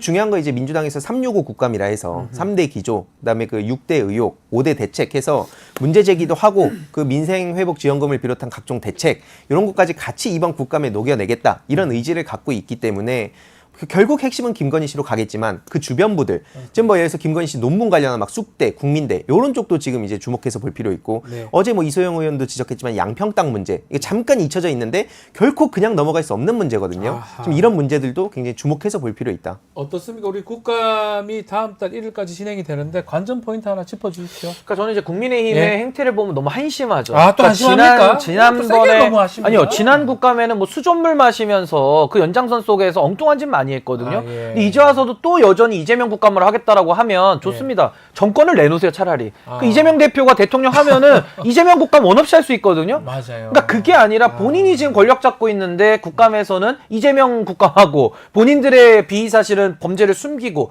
그게 무슨 국정감사입니까? 차라리 맞으려면 같이 김건희든 하여튼 국정에 당연하죠. 이 말씀이네요. 여당이라도. 아니 이재명 국감을 하겠다 그러면 정권을 내놓으면 돼요. 이재명 대표가 대통령 하면은 당연히 국정감사 때 왜냐하면 더 열심히 할 수 있는 집권 거예요. 세력이 된다면. 그러니까 이게 안 맞는다는 거고요. 그러네요. 그래서 저는 결과적으로 지금의 이 국민의 힘에 우리가 어느 정도 국민들이 이제는 국민의 힘을 뽀갤 수 있는 이제 이런 여론이 전 형성된다고 보고 전 민주당에다가 하나 당부하고 싶은 게 김건희 국감 전 좋습니다. 잘해야죠. 그러니까 김건희 국감을 잘해야 되는데 소리만 지르거나 어떤 변증만 울리면서 큰 거 한 방들을 못 터뜨리면은 그건 이제 민주당 의원들의 역량 부족이거든요. 그러니까 저는 반사이익만 자꾸 누리려고 할 게 아니라 정말로 국민들을 위한 목소리를 내는데 민주당도 집중하지 않으면은 저 국민들께서도 더 이상 마음을 둘 곳이 없다. 전 이 부분을 좀 명심해야 된다고 봅니다. 자, 그 마무리하기 전에 책이 뭐라고요? 보수의 종말, 그녀를 위한, 그녀에 의한 그의 정치입니다. 뭐 어떻게 예측하고 이렇게 쓰신 거예요, 제목을? 뭐 제가 이거 책을 6월 달부터 준비를 했는데 바람이에요. 뭐 시대 흐름 아니겠습니까? 제가 뭐 시대 정신도 운영하고 있습니다만은 뭐 시대의 흐름 아닌가 싶습니다. 근데 너무 하니까요. 이게 지금 제가 오죽하면 보수의 괴멸, 보수의 소멸 이렇게 쓸 수도 있는데 보수주의자예요. 우리 젊은 보수. 제가 종말이라는 정치인 단어밖에는 쓸 단어가 없어가지고 보수의 종말로 정했습니다. 종말의 보수.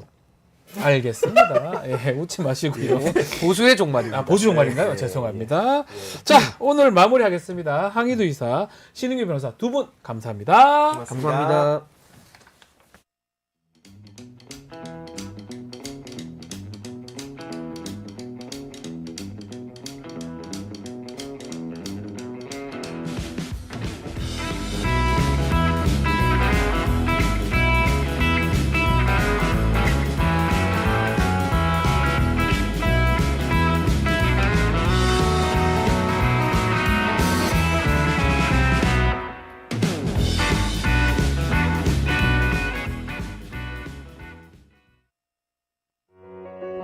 우리아이재단에서 뜻을 함께할 정기 후원자분들을 기다립니다. 우리아이재단은 한반도 어린이를 위한 재단입니다. 배고픈 어린이들에게 영양 가득한 국수를 보내고 영유아 자폐 조기검사 지원, 베이비박스의 이유식 정기 배달, 중증장애 및 취약 아동들을 지원하고 있습니다. 따뜻한 손길을 이어주는 분들께 우리 아이 팔찌와 감사 선물을 드립니다. 지속적인 지원을 통해 더 많은 어린이들에게 도움을 줄 수 있도록 정기 후원자가 되어주세요. 후원 문의 02-2128-3344, 2128-3344.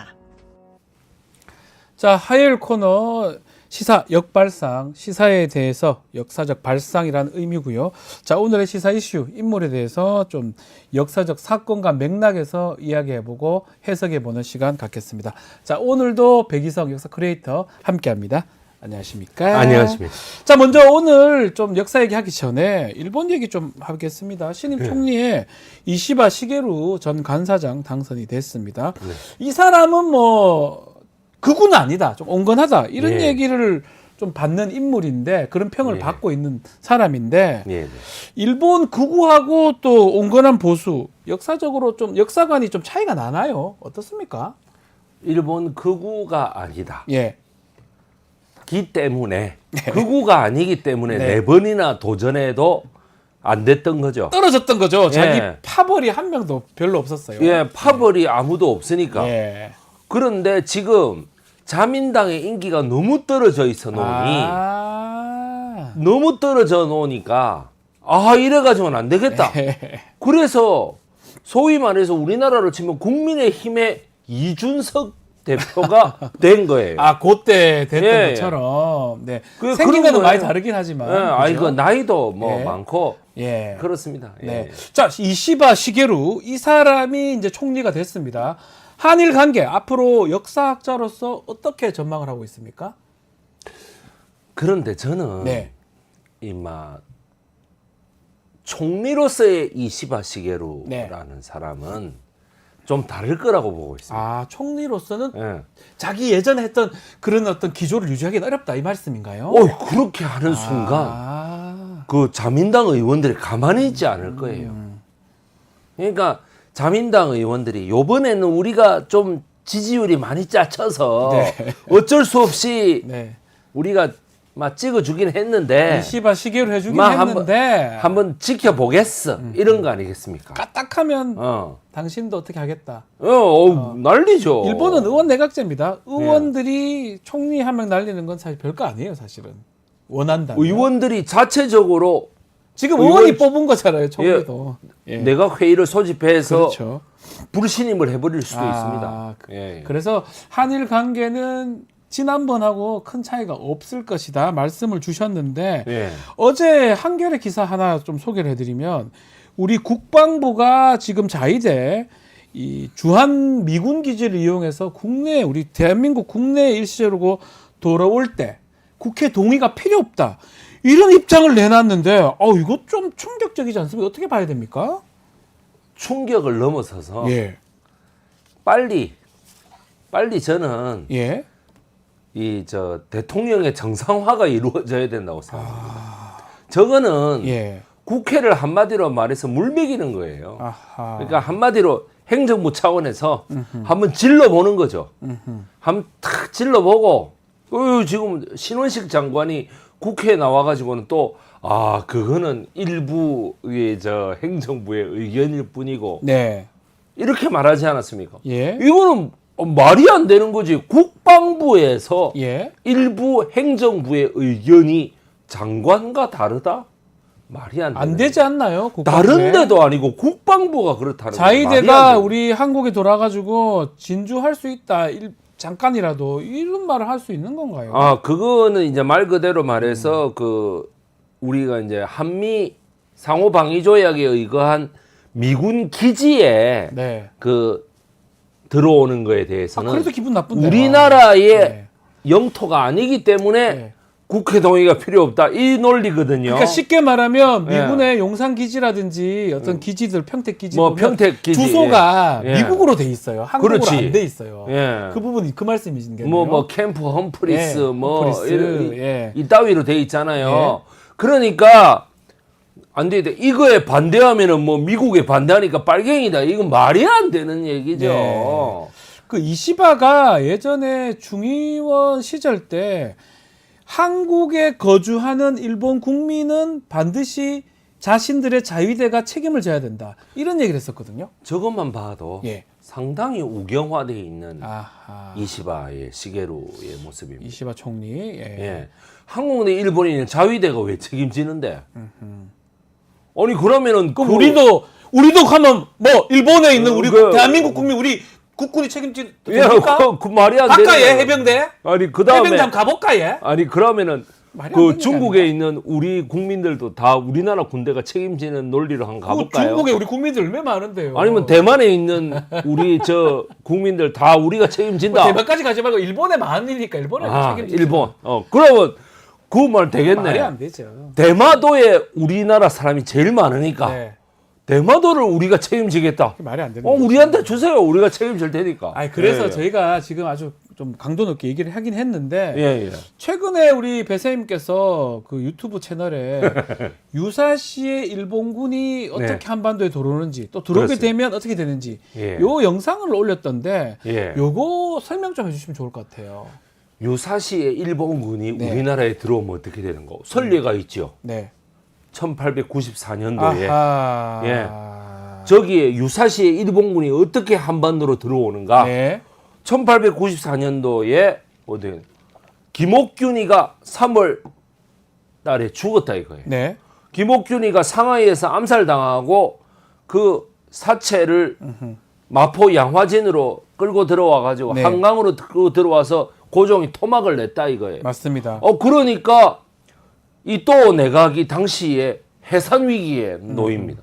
이시바 시게루의 내각도 제가 얼마든지 의원들이 총회를 열어가지고 탄핵시킬 수 있다고 했잖아요. 거기는 내각 책임제니까. 예. 그러니까 이또 히로부미로서는 안 되겠다. 네.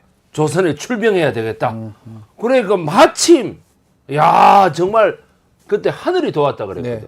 뭐냐면 텐진 조약을 무시하고 청나라 군대가 평택항으로 들어오는 거예요. 원래 텐진 조약을 맺어가지고 네. 이게 중국이나 청나라나 일본이나 네. 한쪽이 들어오면 같이 들어올 수 있도록 그런 걸 조약을 한 예, 거죠. 서로 반드시 알리고 들어와야 된다. 그렇죠. 이랬는데 안 알리고 들어왔거든.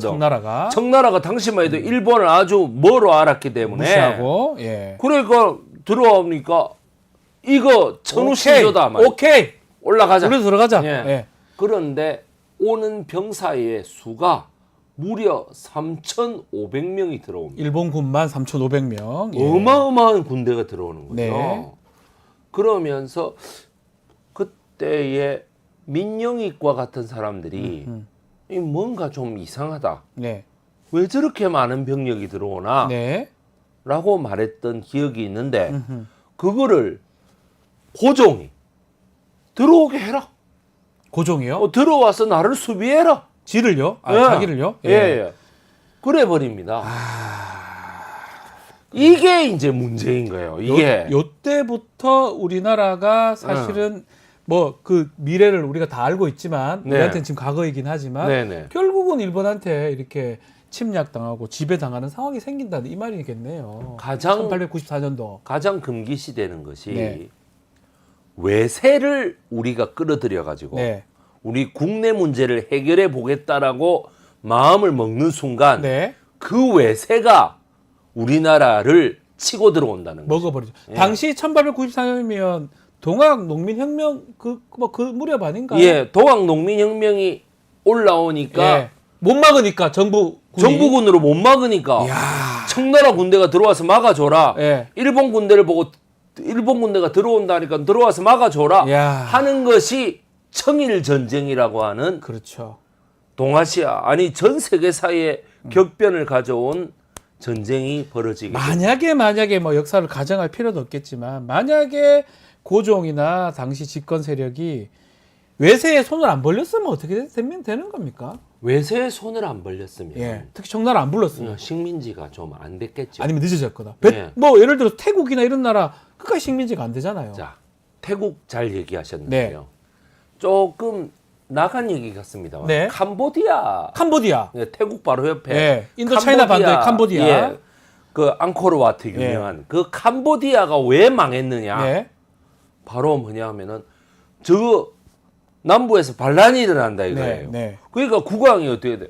프랑스 군대를 보고 야, 니 들어와서 좀 막아줘라. 인도 차이나의 프랑스가 그래가 네. 지배하게 됐잖아요. 예, 그래가지고 어떻게 돼? 프랑스가 우리는 땡큐지. 오케이.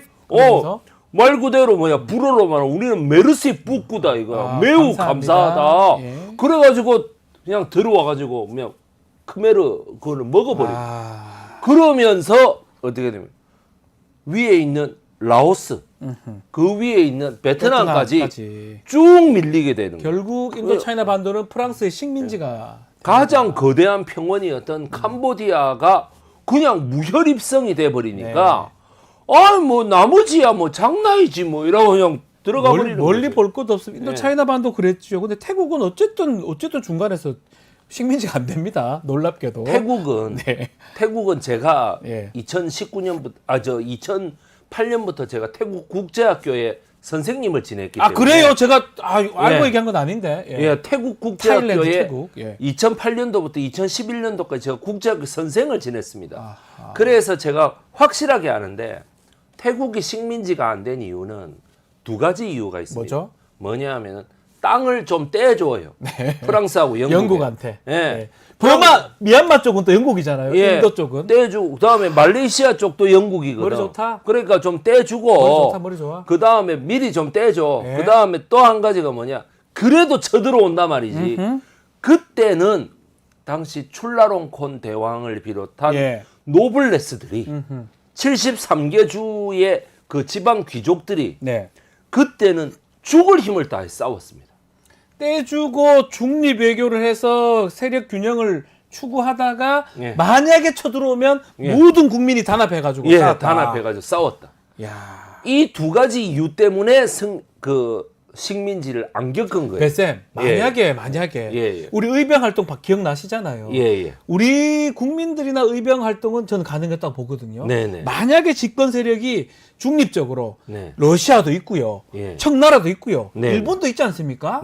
잘만 이용했다 그러면 뭐 이거 조심스러운 얘기긴 하지만 식민지 안 됐을 수도 있다 일본에. 그 생각이 좀 들어서 안타깝네요. 일본이 우리나라를 침략해 들어오는 것이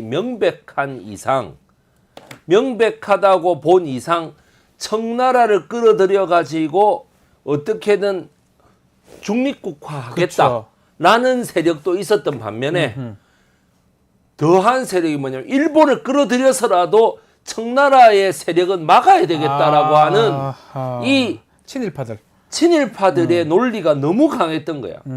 그러니까 우리들이 일본을 아주 얕잡아 보고 일본을 별거 아니다라고 생각한 사람들이 그럼 일본 정도를 한번 들어와 봐 했던 것이 가장 큰 실책입니다. 그게 가장 큰 실책이다. 자, 그런 실책을 했던 집권 세력이 뭐 하지 않을 수 없습니다. 고종입니다. 고종.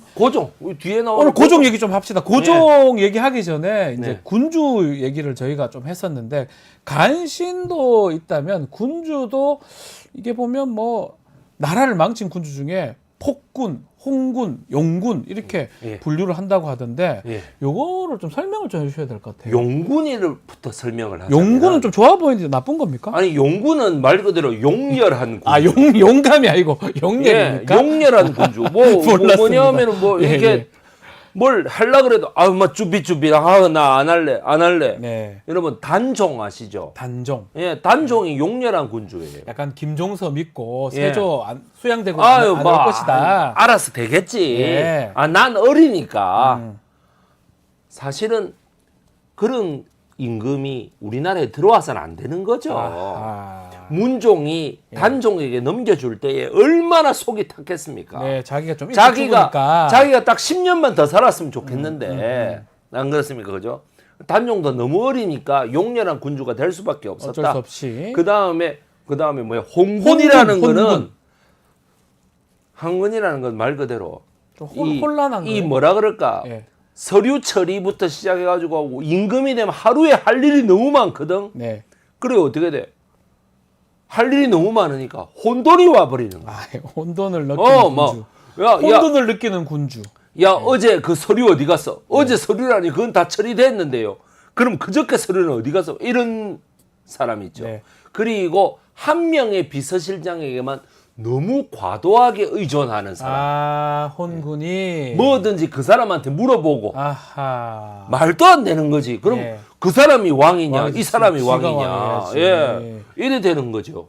시스템을 이용할 줄 모르는 사람. 이런 사람이 혼군이 되겠습니다. 마지막으로 폭군. 폭군은 말 그대로 폭군은 굉장히 유능할 수도 있어요. 예. 연산군 같은 경우에 굉장히 유능했거든. 예. 그런데 뭐냐, 폭군이라는 것은 매사에 자기 감정이 너무 앞서가지고 자기의 복수심, 엄마의 뭐 원수를 갚아야 돼. 이런 것이 국정 전반을 덮어버린다. 우리 엄마의 원수를 갚는 데에 방해되는 것들은 내가 전부 다 죽여버리고 뭐 이런 식으로 되는 사람들을 폭군이라고 합니다. 되어 버렸는데 오늘 고종 얘기를 하는데 고종은 혼군이라고 지난번에 말씀 주셨거든요. 왜 혼군입니까? 우선 어렸을 때는 자기 아버지 좀 크고 나니까 저거 쳐갔지. 흥선대원군 크고는 민씨 일족들한테 16살에 임금에 올라가지고 26살까지 그 10년 동안 왕위에 있으면서 절대로 아버지의 그늘을 벗어날 수 없었습니다. 그 이후에는 며느리 저 마누라 치마폭에 둘러싸여 가지고 그러면은 자기가 주체적으로 임금으로 나서야 됐을 때가 19살 이럴 때인데 제가 고종을 맨날 보면서 느끼는 게 뭐냐면 숙종하고 비교를 해봐요. 숙종이 숙종이 18살 때 이미 자기가 어렸을 때부터 자기를 보좌해 왔던 김석주라고 하는 청풍 김씨 세력을 완전히 들어엎고 자기가 왕위를 정확하게 차지하거든요. 그러고 통치력을 하는데 숙종은 아주 훌륭한 임금입니다. 그러고 측면 보면 봤을 때는 그러고 보면 훌륭한 왕권을 강화하지 않습니까? 그거 이용해서 고종이라는 임금은 18살 때 독립을 못 해요. 아이고야 성인인데 강력한 지도력을 가지고 독립을 해야 되는데 강력한 지도력을 가지고 하려니까 고종이 정통성이 뭐가 있습니까? 숙종같이 뭐 정비의 아들이길 합니까? 첫 아들이길 합니까? 아주 뭐 시골에서 자란 양자 출신에다가 그것도 막내 아들이거든. 그러니까는 정통성을 발휘 못하고 아버지한테 질질 끌리갔다. 독립해야 될 때 독립을 하지 못했다는 것이 본인에게도 불행이고 우리 민족 전체를 봐서도 크나큰 불행이에요. 그래서 결국 고종 때 일본에 의해서 을사늑약이 체결이 되지 않겠습니까? 그러면 이 혼군이라고 표현해 주셨는데 고종이 가장 잘못한 외교적 실책 어떤 게 있을까요? 말 그대로 청일전쟁을 청일전쟁 일으켰다. 그때 청나라 사실상 고종이 일으킨 거예요. 자, 청나라한테 너무 오랫동안 사대주의로 묶여 있었고 실제적으로는 그 고종이 젊었을 때 위안스카이라고 하는 저 청나라의 저 대리가 와가지고 막 자기를 핍박해서 어쩔 수 없이 일본을 끌어들였다라는 변명을 요즘 누가 하던데 말도 안 되는 말이 안 되는 얘기다. 그거는 18살, 19살에 자기의 독립을 이루지 못한 왕의 비겁한 변명이고요. 그거는 청나라를 하기 위해서 일본을 끌어들여 가지고 어떻게든 일본을 끌어들여서 경복궁이 범풍골 당하고 있는 7월 23일 날 새벽에도 저항하지 않고 그대로 항복해 버렸던 고종의 외교적 실책이야말로 저는 정말 천추에 이거는 저기 씻을 수 없는 아주 잘못된 실책이라고 생각합니다. 또 혼군인 이유 중에 하나가 역사적으로 봤을 때 부정부패도 사실 있는 것 같아요. 민비 또 민씨 일족 얘기했잖아요. 제가 전에도 여기 뉴스 토마토에서도 얘기했었고 늘 제가 매불쇼에서도 얘기하는 건데 뭐냐 하면은 그 말 그대로 새가 위에서 이래 보면 저기 나주쯤에는 전라도 감찰사로 저기 민비가 예. 돈 받고 먹여준 네. 사람이 가고 있고 예. 저기 전주쯤에는 전주쯤에서는 고종한테 돈 팔아가지고 갔던 야, 사람이 가고 정말? 있는 그래가 결국에는 둘이가 싸우는 네. 나중에는 만나가지고 예. 내가 받았다. 내가 야 한다. 내가 했다 임마 증거 있어 이래가지고 막 싸운다. 그래가 그나마 백성들 앞에서는 내가 돈을 얼마 내고 한 줄 알아 이런 말 하기 좀 아이고. 부끄러우니까 명분 가지고 싸우는 이런 못난 대한민국이 우리 조선이 계속해서 유지되고 있었다라는 것입니다. 네. 지금 보면 이게 이런 말씀 드리기 뭐하지만 역사가 반복된다고 하잖아요. 역사를 왜 하냐면 현재 상황이 혹시나 고종 때 구한말 때하고 비슷한 거 아니냐 이런 어떤 무서움 때문에 하는 거거든요. 마찬가지 아닙니까? 네. 창원 의창구에 그 김영선 의원이 알고 보니까 월급을 반띵 해가지고 네. 당선됐더라. 이거 아닙니까? 한마디로 말해서. 자, 그게 매관매직이거든. 매간매직이죠. 매간매직이죠. 아니 여러분 월급은 당선되고 난 다음에 받는 거 아니냐?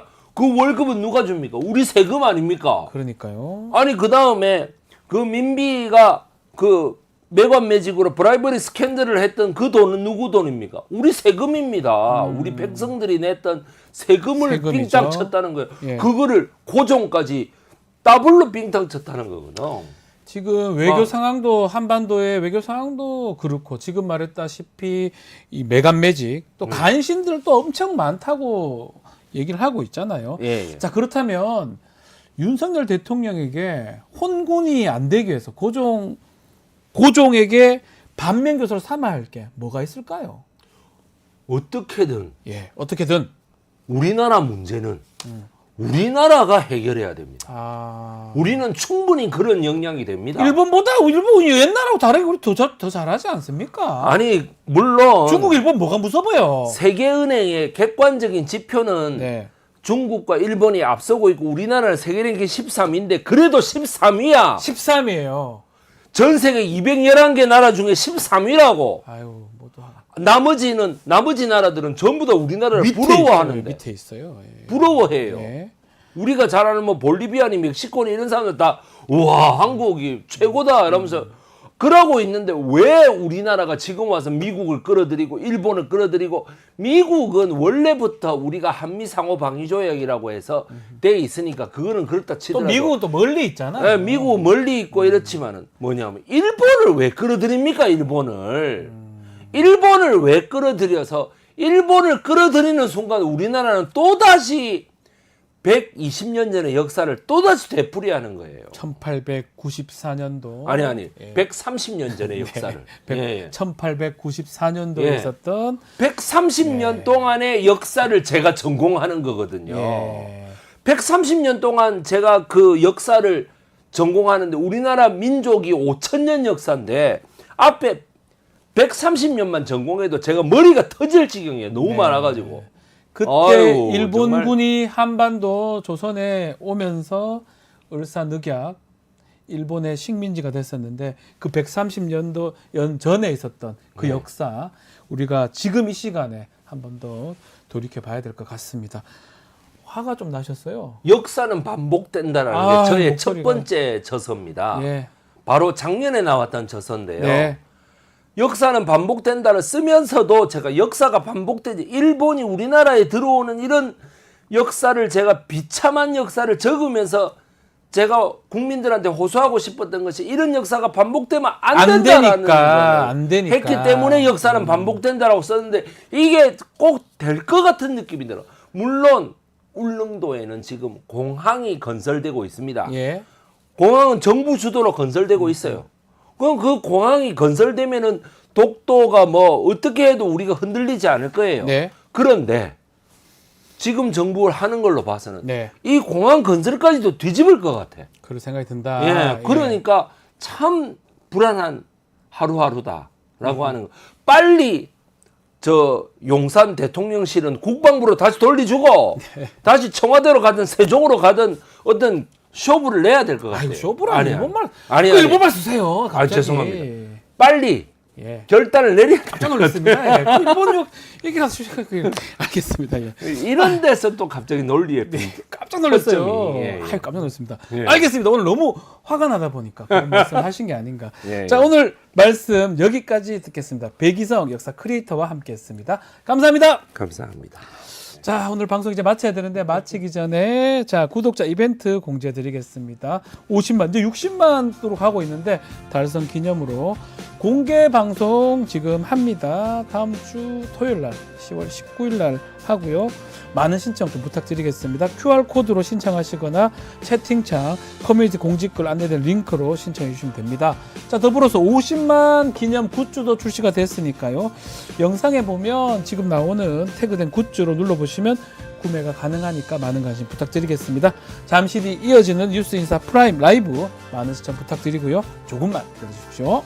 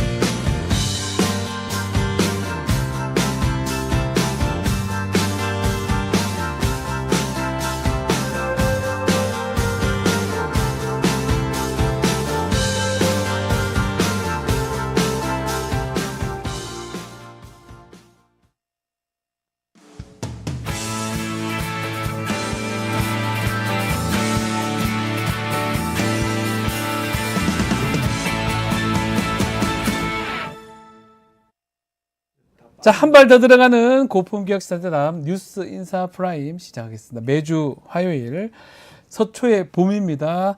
검찰공화국의 심장부 서초동에 봄이 오는 그날까지 본격적으로 검찰을 얘기하는 시사 토크, 검찰 관찰 시사 토크. 오늘도 이현주 변호사, 권영철 대기자와 함께하겠습니다. 안녕하십니까? 안녕하세요.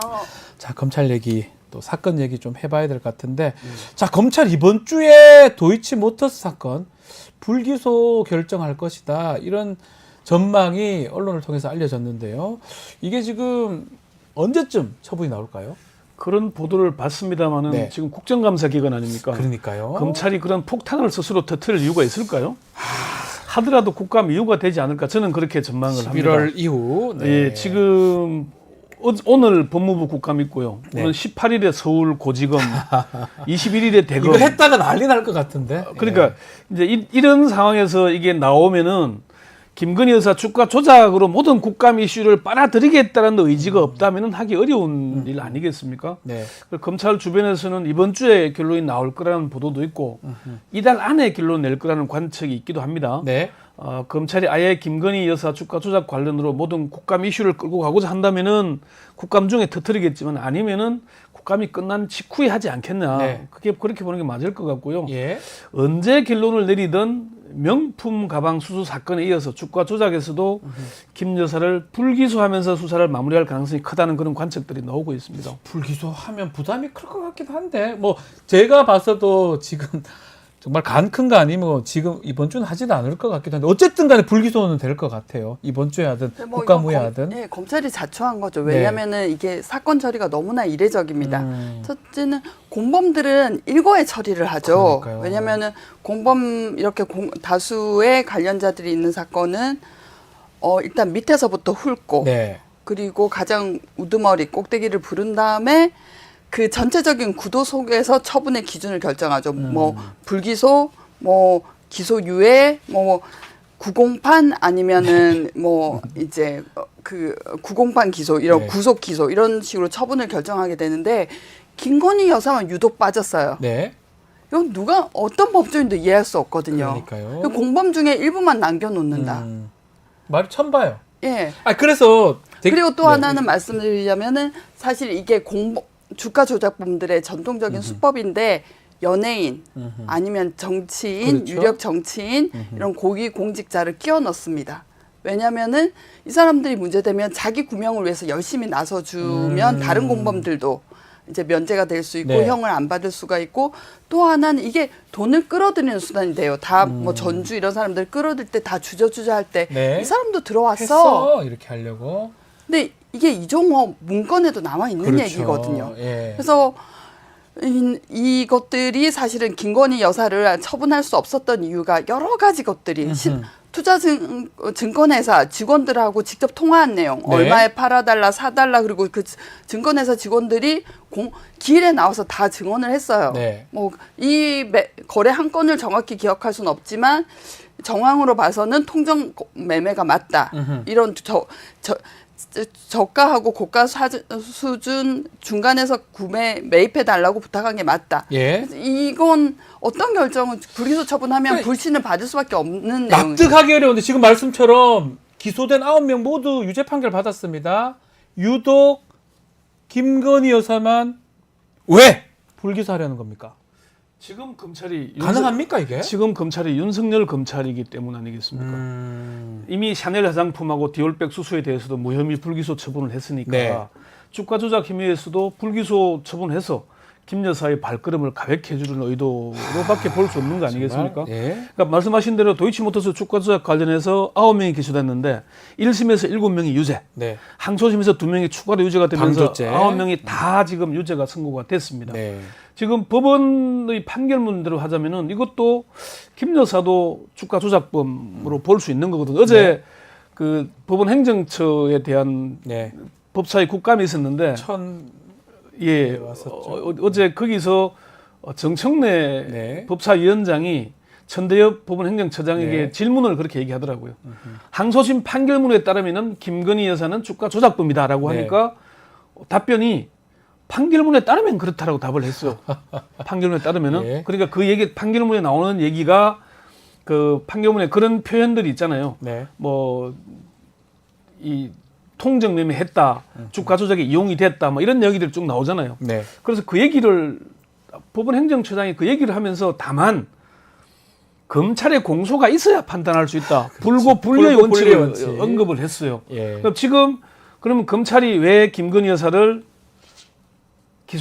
불기소하려고 하느냐? 제가 몇 가지 한 3가지 이유를 분석을 해보니까 첫 번째는 검찰총장이 사실 모든 거 책임을 져야 되잖아요. 근데 김건희 여사의 주가 조작 관련해서 추미애 전 법무부 장관 때 윤석열 총장을 수사지휘에서 배제했잖아요. 왜 배제했죠? 가족이니까. 이해 충돌 때문에 배제한 거잖아요. 그러면 그 다음 총장들이 수사지휘권을 행사해야 되잖아요. 그게 정상이죠, 사실은. 그런데 김호수, 이원석 안 했죠. 지금 심우정도 안 하고 있잖아요. 별다른 얘기가 없어요. 그럼 검찰총장이 책임지고 결단하라고 총장 두는 거잖아요. 그거 안 하니까 검찰총장이 자신이 김건희 여사 가족도 아닌데 왜 수사지휘권이 없다면서 한 발 물러설 수 있습니까? 그러니까 이게 검찰의 명운이 걸린 일인데 검찰총장들이 뒤로 물러서는 게 말이 됩니까? 요게 첫 번째고요. 두 번째는 뭐냐? 검찰 지부가 용산 대통령실의 눈치를 보기 때문입니다. 왜 눈치를 보냐? 이원석 총장과 송경호 전 서울중앙지검장이 찐윤 중에 찐윤 아닙니까? 그 사람이 김건희 여사를 사법 처리하겠다는 것도 아니고 소환 조사하는 외관상 절차를 공정한 절차를 하겠다는 얘기했다는 이유로 반윤으로 내몰렸잖아요. 그걸 본 심우정 총장, 이창수 서울중앙지검장이 용산 눈치 안 볼 수 있겠습니까? 그래서 불기소할 수밖에 없다. 이창수 오자마자 한 게 뭡니까? 이원석 검찰총장이 김건희 여사를 조사를 하되 검찰청사로 꼭 서울중앙지검이나 대검이 아니더라도 검찰청사로 불러서 조사를 그랬잖아요. 그런데 그 말 들었습니까? 검찰총장의 지시를 어기는 서울중앙지검장. 왜 어겼겠습니까? 용산 눈치를 보니까 그런 거잖아요. 세 번째 아까 말씀드린 불고 불리의 원칙입니다. 언론에서 정치권에서 아무리 김건희 여사가 주가 조작에 연루됐고 그 모녀가 23억 가까운 이득을 봤다고 주장을 해봐야 검찰이 기소하지 않으면 법원이 판단하지 못하는 거 아닙니까? 아까 말씀드린 대로 어제 법사위에서 나온 얘기가 그겁니다. 불구 불리의 원칙. 그래서 검찰이 기소하지 않으면 법원은 자기가 아무리 심정이 유죄로 보이더라도 판단할 수 없는 거잖아요. 네. 이런 이유 때문에 검찰이 불기소 처분을 하려고 애를 쓰고 있는 거 아닌가. 근데 이거 사실 불구 불리 말씀을 하셨는데 다른 사건 같으면 당연히 공범들 다 처벌받는데 기소 안 할 수 없잖아요. 근데 검찰 이게 뭐 지금 윤석열 정부가 정권이 뭐 천년 만년 가는 것도 아니고 몇 년만 지나면 다 이렇게 큰일 날 건데 어떻게 책임지려고 이렇게 담당자들이 이럽니까? 어쩌려고 저러는 거예요? 그래서 그래서 당장이 무서운 거예요? 그래서 궁금했어요. 저는 궁금했어요. 예. 제가 검사라면 뭐 이 정권이 존속하는 기간에 자기 인사를 챙겨야죠. 그 나중에 그리고는 책임져야 되는 거 아닌가? 지금 검찰 현직으로서 어디까지 갔느냐는 변호사가 됐을 때 수입을 얻는 수단인데 네. 지금 뭐 어쨌든 정권이 바뀌면 튀면 되는 거죠. 어쨌든 자기가 이 정권 하에서 인사에 최대한은 뽑아 먹어야 된다고 네. 생각을 하면 감히 누구를 기소할 수 있을까요? 그런 상황이기 때문에 불기소가 될 것이다 이렇게 짚어주셨는데 아직도 인사를 2번 할 수 있잖아요. 네, 그러니까요. 그게 문제인 거죠. 그럼에도 하여튼 저는 아닌 것 같아요. 어쨌든 자 어제 한겨레 단독 보도도 있었습니다. 대통령 부부가 결혼한 뒤에도 김건희 여사 계좌에서 도이치모터 주식을 매수했다 이런 보도가 있었는데 네. 기자님 어떤 내용인지 좀 설명 이게 부탁드리겠습니다. 이제 한겨레 신문이 2차 주가 조작의 주포 네. 김모 씨, 1차가 이종호 씨였고 2차가 김모 씨인데 검찰 진술 조서를 확보했는데 거기에 2021년 10월 30일 검찰 진술 조서에서 네. 진술한 내용이라고 합니다.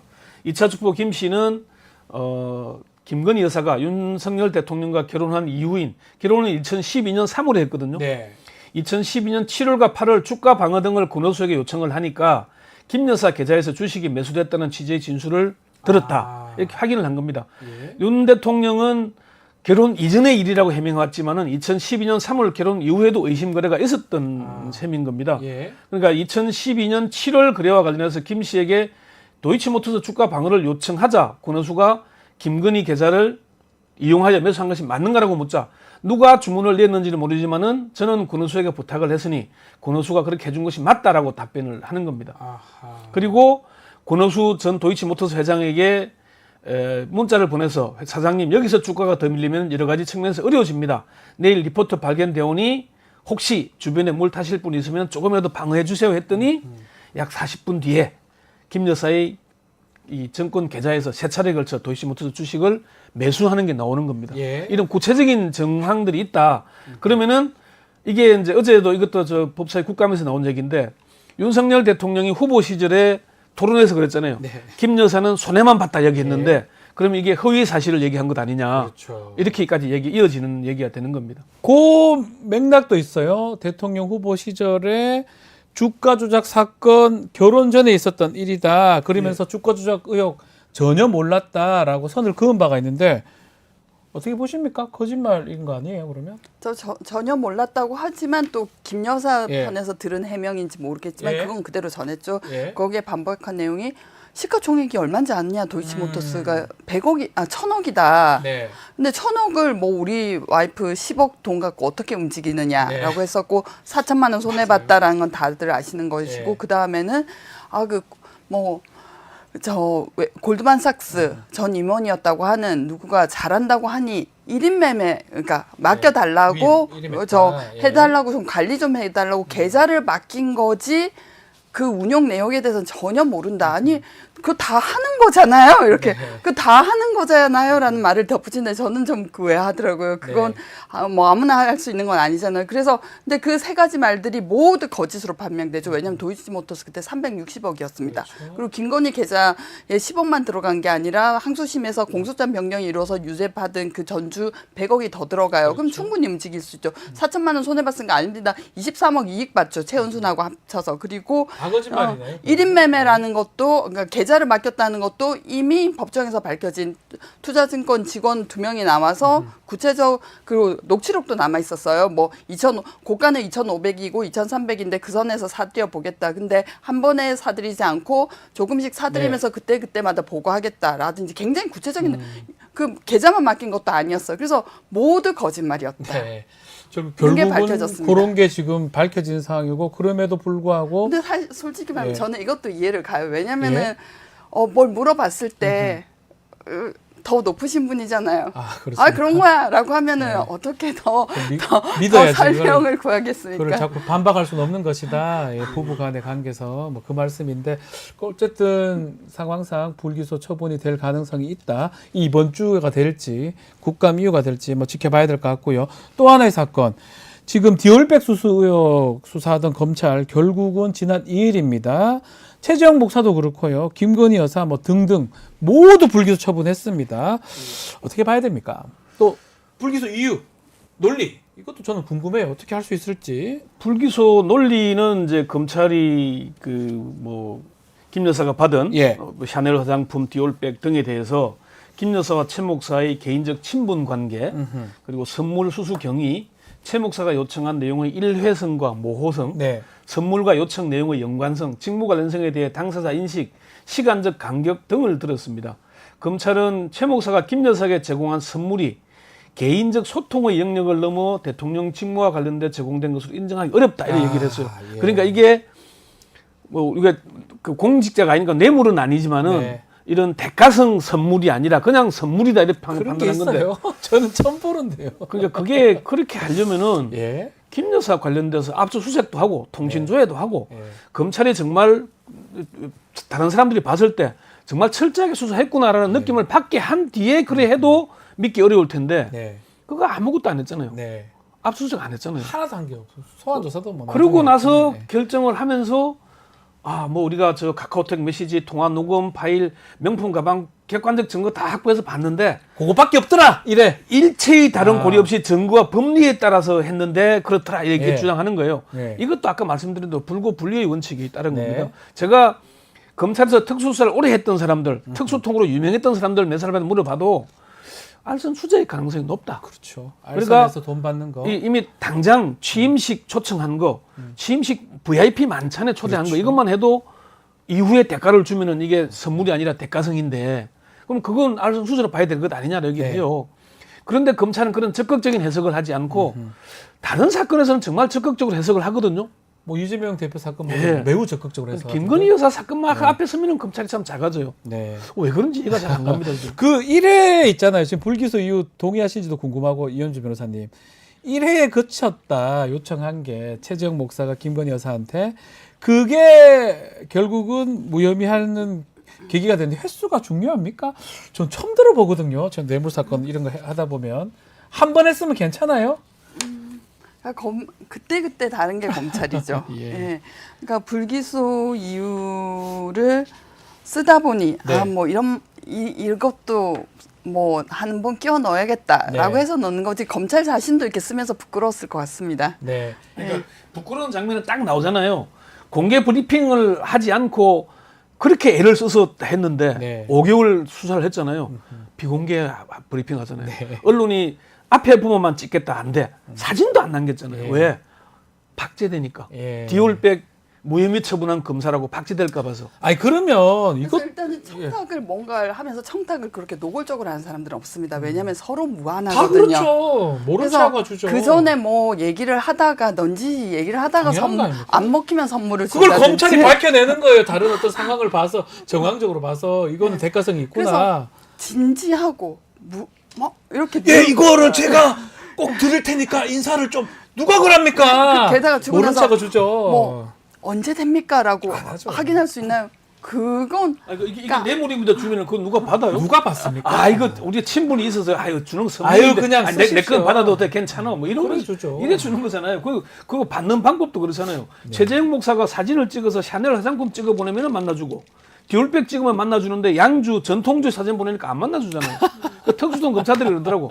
액수가 많지는 않지만은 죄질이 나쁘다. 받는 수법이. 그렇게 우리 검사들도 잘 압니다. 그 엄청난 검찰 정관이 사건을 들고 찾아올 때 이 사건 잘 봐줘라고 얘기하지 않습니다. 그 뜻이잖아요. 우선 식사를 냅니다. 뭐 식사하고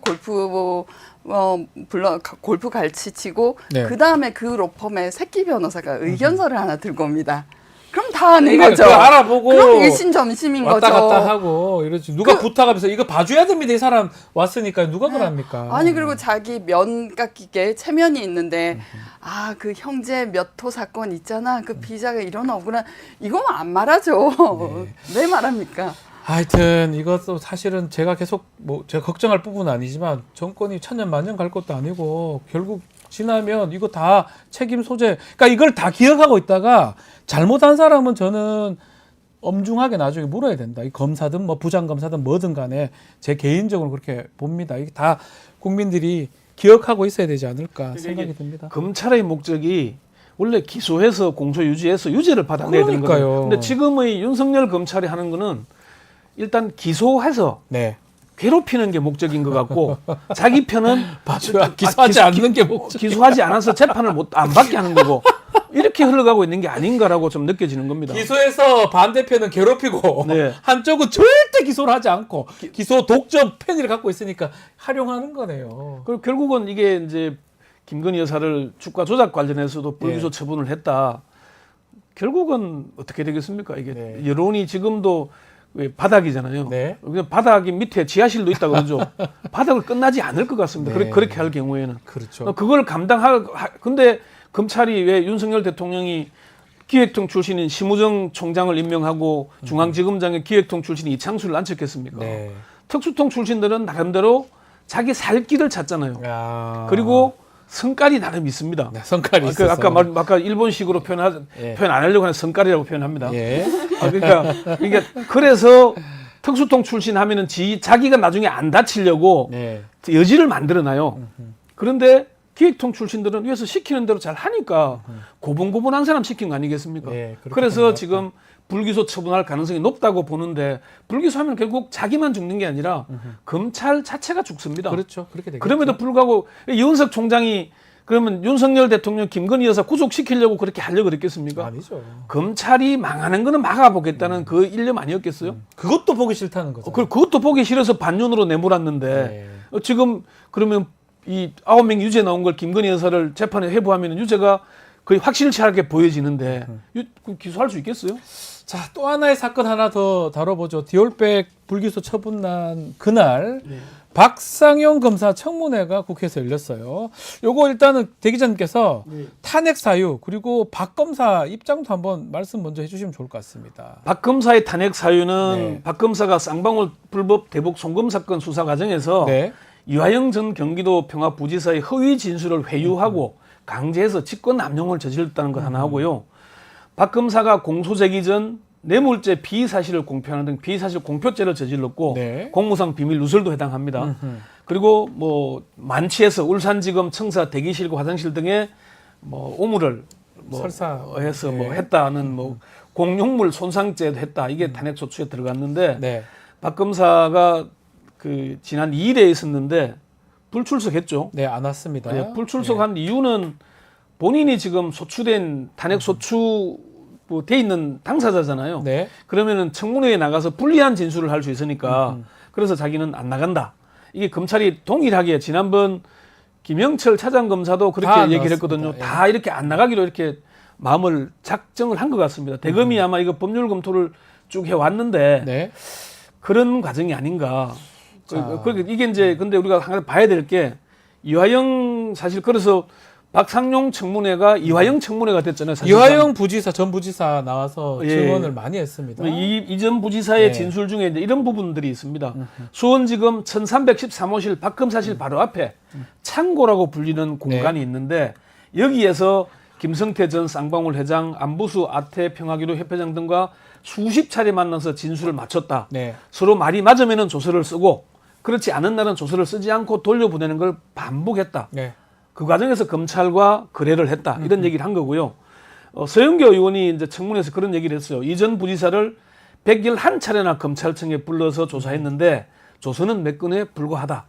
그럼 지금 이전 부지사 진술하고 거의 뭐 비슷하죠.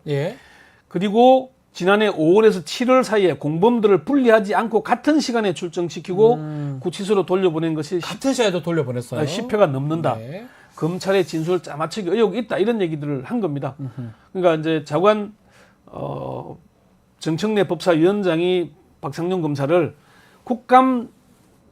국감장의 정인으로 동행 명령장을 발부해서라도 네. 불러 세우겠다고 했으니까 이건 좀 다음에는요. 봐야 되겠습니다. 그 지금 말했던 거 이화영 전 부지사 네. 말 중에 진술을 짜맞추려고 뭐 안부수라든지 김성태 와서 같이 뭐 얘기했던 이걸 이른바 진술 세미나라고 하더라고요.